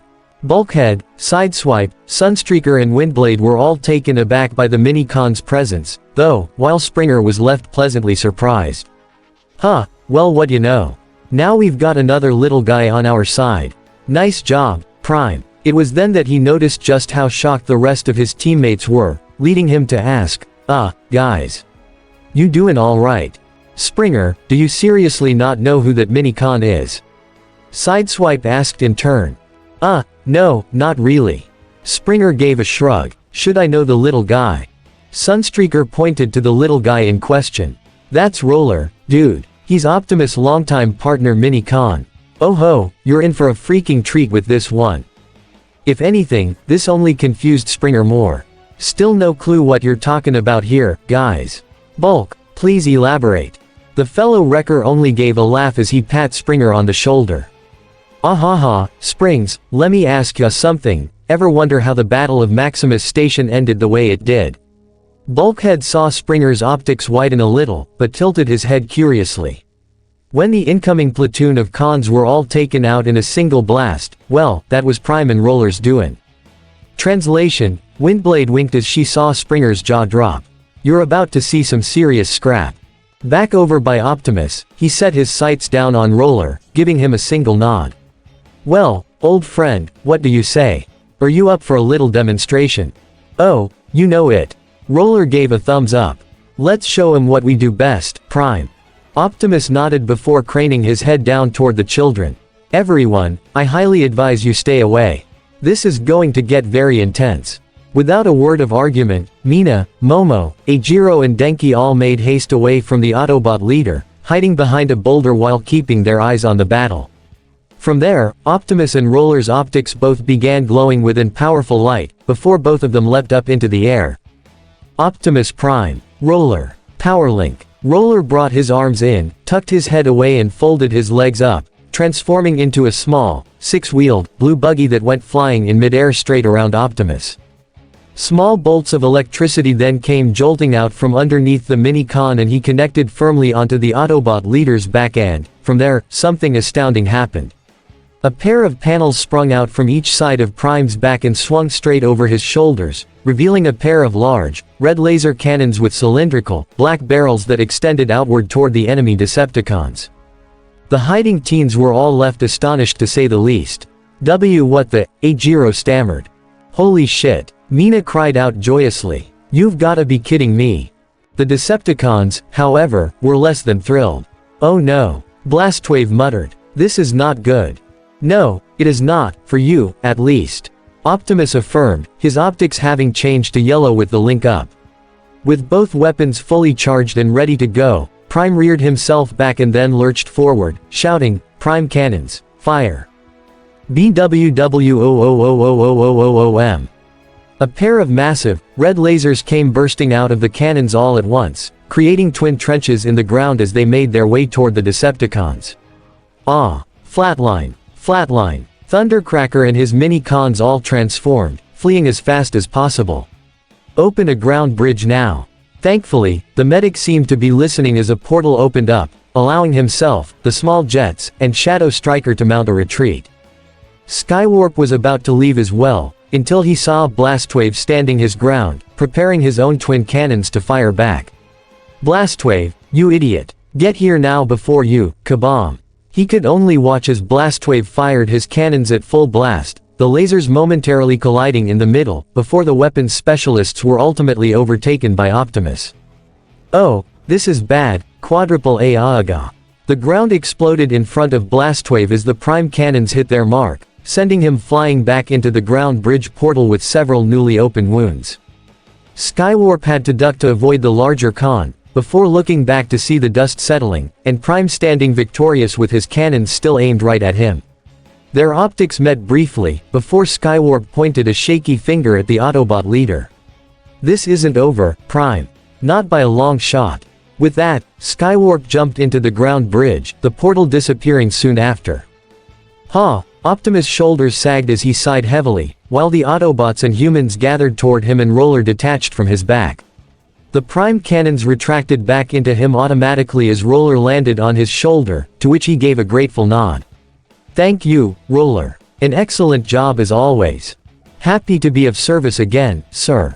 Roller saluted.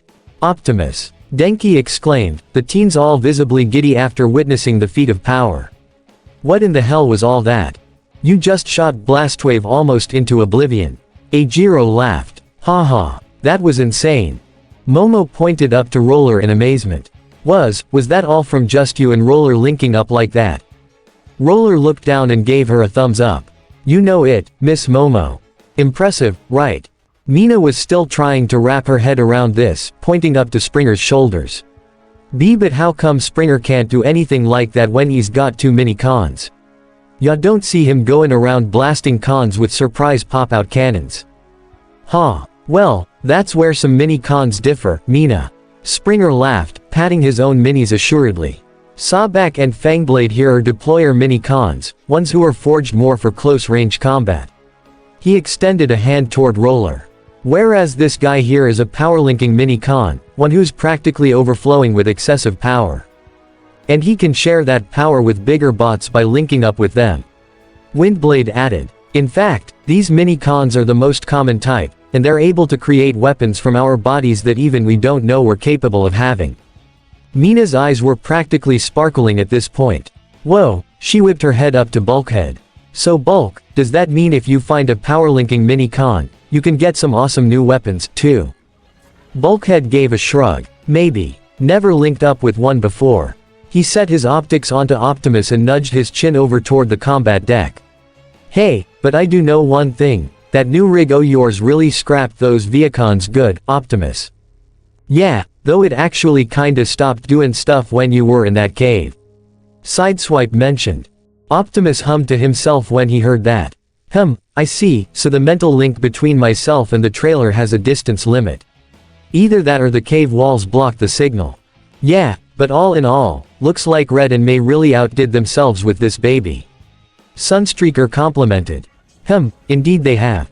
Optimus went over to the combat deck and knelt next to it, taking Roller off his shoulder. "Roller, I believe it would be a good idea for you to man this trailer of mine.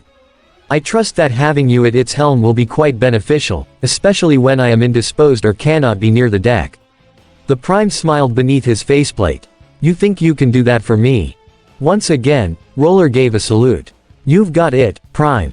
Will do. WHRRTSCHZZTSCHZZTSCHZZCHK." The mini-con transformed into his buggy form and the trailer started closing up around him, which made him chuckle a little. "Hee, a perfect fit," he said as the back doors of the trailer closed. "So, what's next?" "Now, we return home." Optimus reached up to his helm and activated his comlink, while the rest of the Autobot transformed in preparation to leave. Red alert, this is Optimus. Mission accomplished. That's great news, Prime. Came Red Alert's thankful reply. Any trouble retrieving the relic on your end? Prime shook his head with a short chortle. Oh, it wasn't a relic, Red. I'll tell you all about it once we return. For now, though, please bridge us back. It has been quite the day. In no time, the ground bridge opened, along with Red Alert heaving a sigh of his own. "Oh, you have no idea, Optimus. We've had quite the interesting turn of events today ourselves." Did something happen? Just come through the ground bridge and prepare yourselves. This is going to take quite a while to explain. The communication cut off there, and with his interest now garnered, Optimus transformed into his truck mode, backing up and hooking onto his trailer. "Autobots, let's roll on home."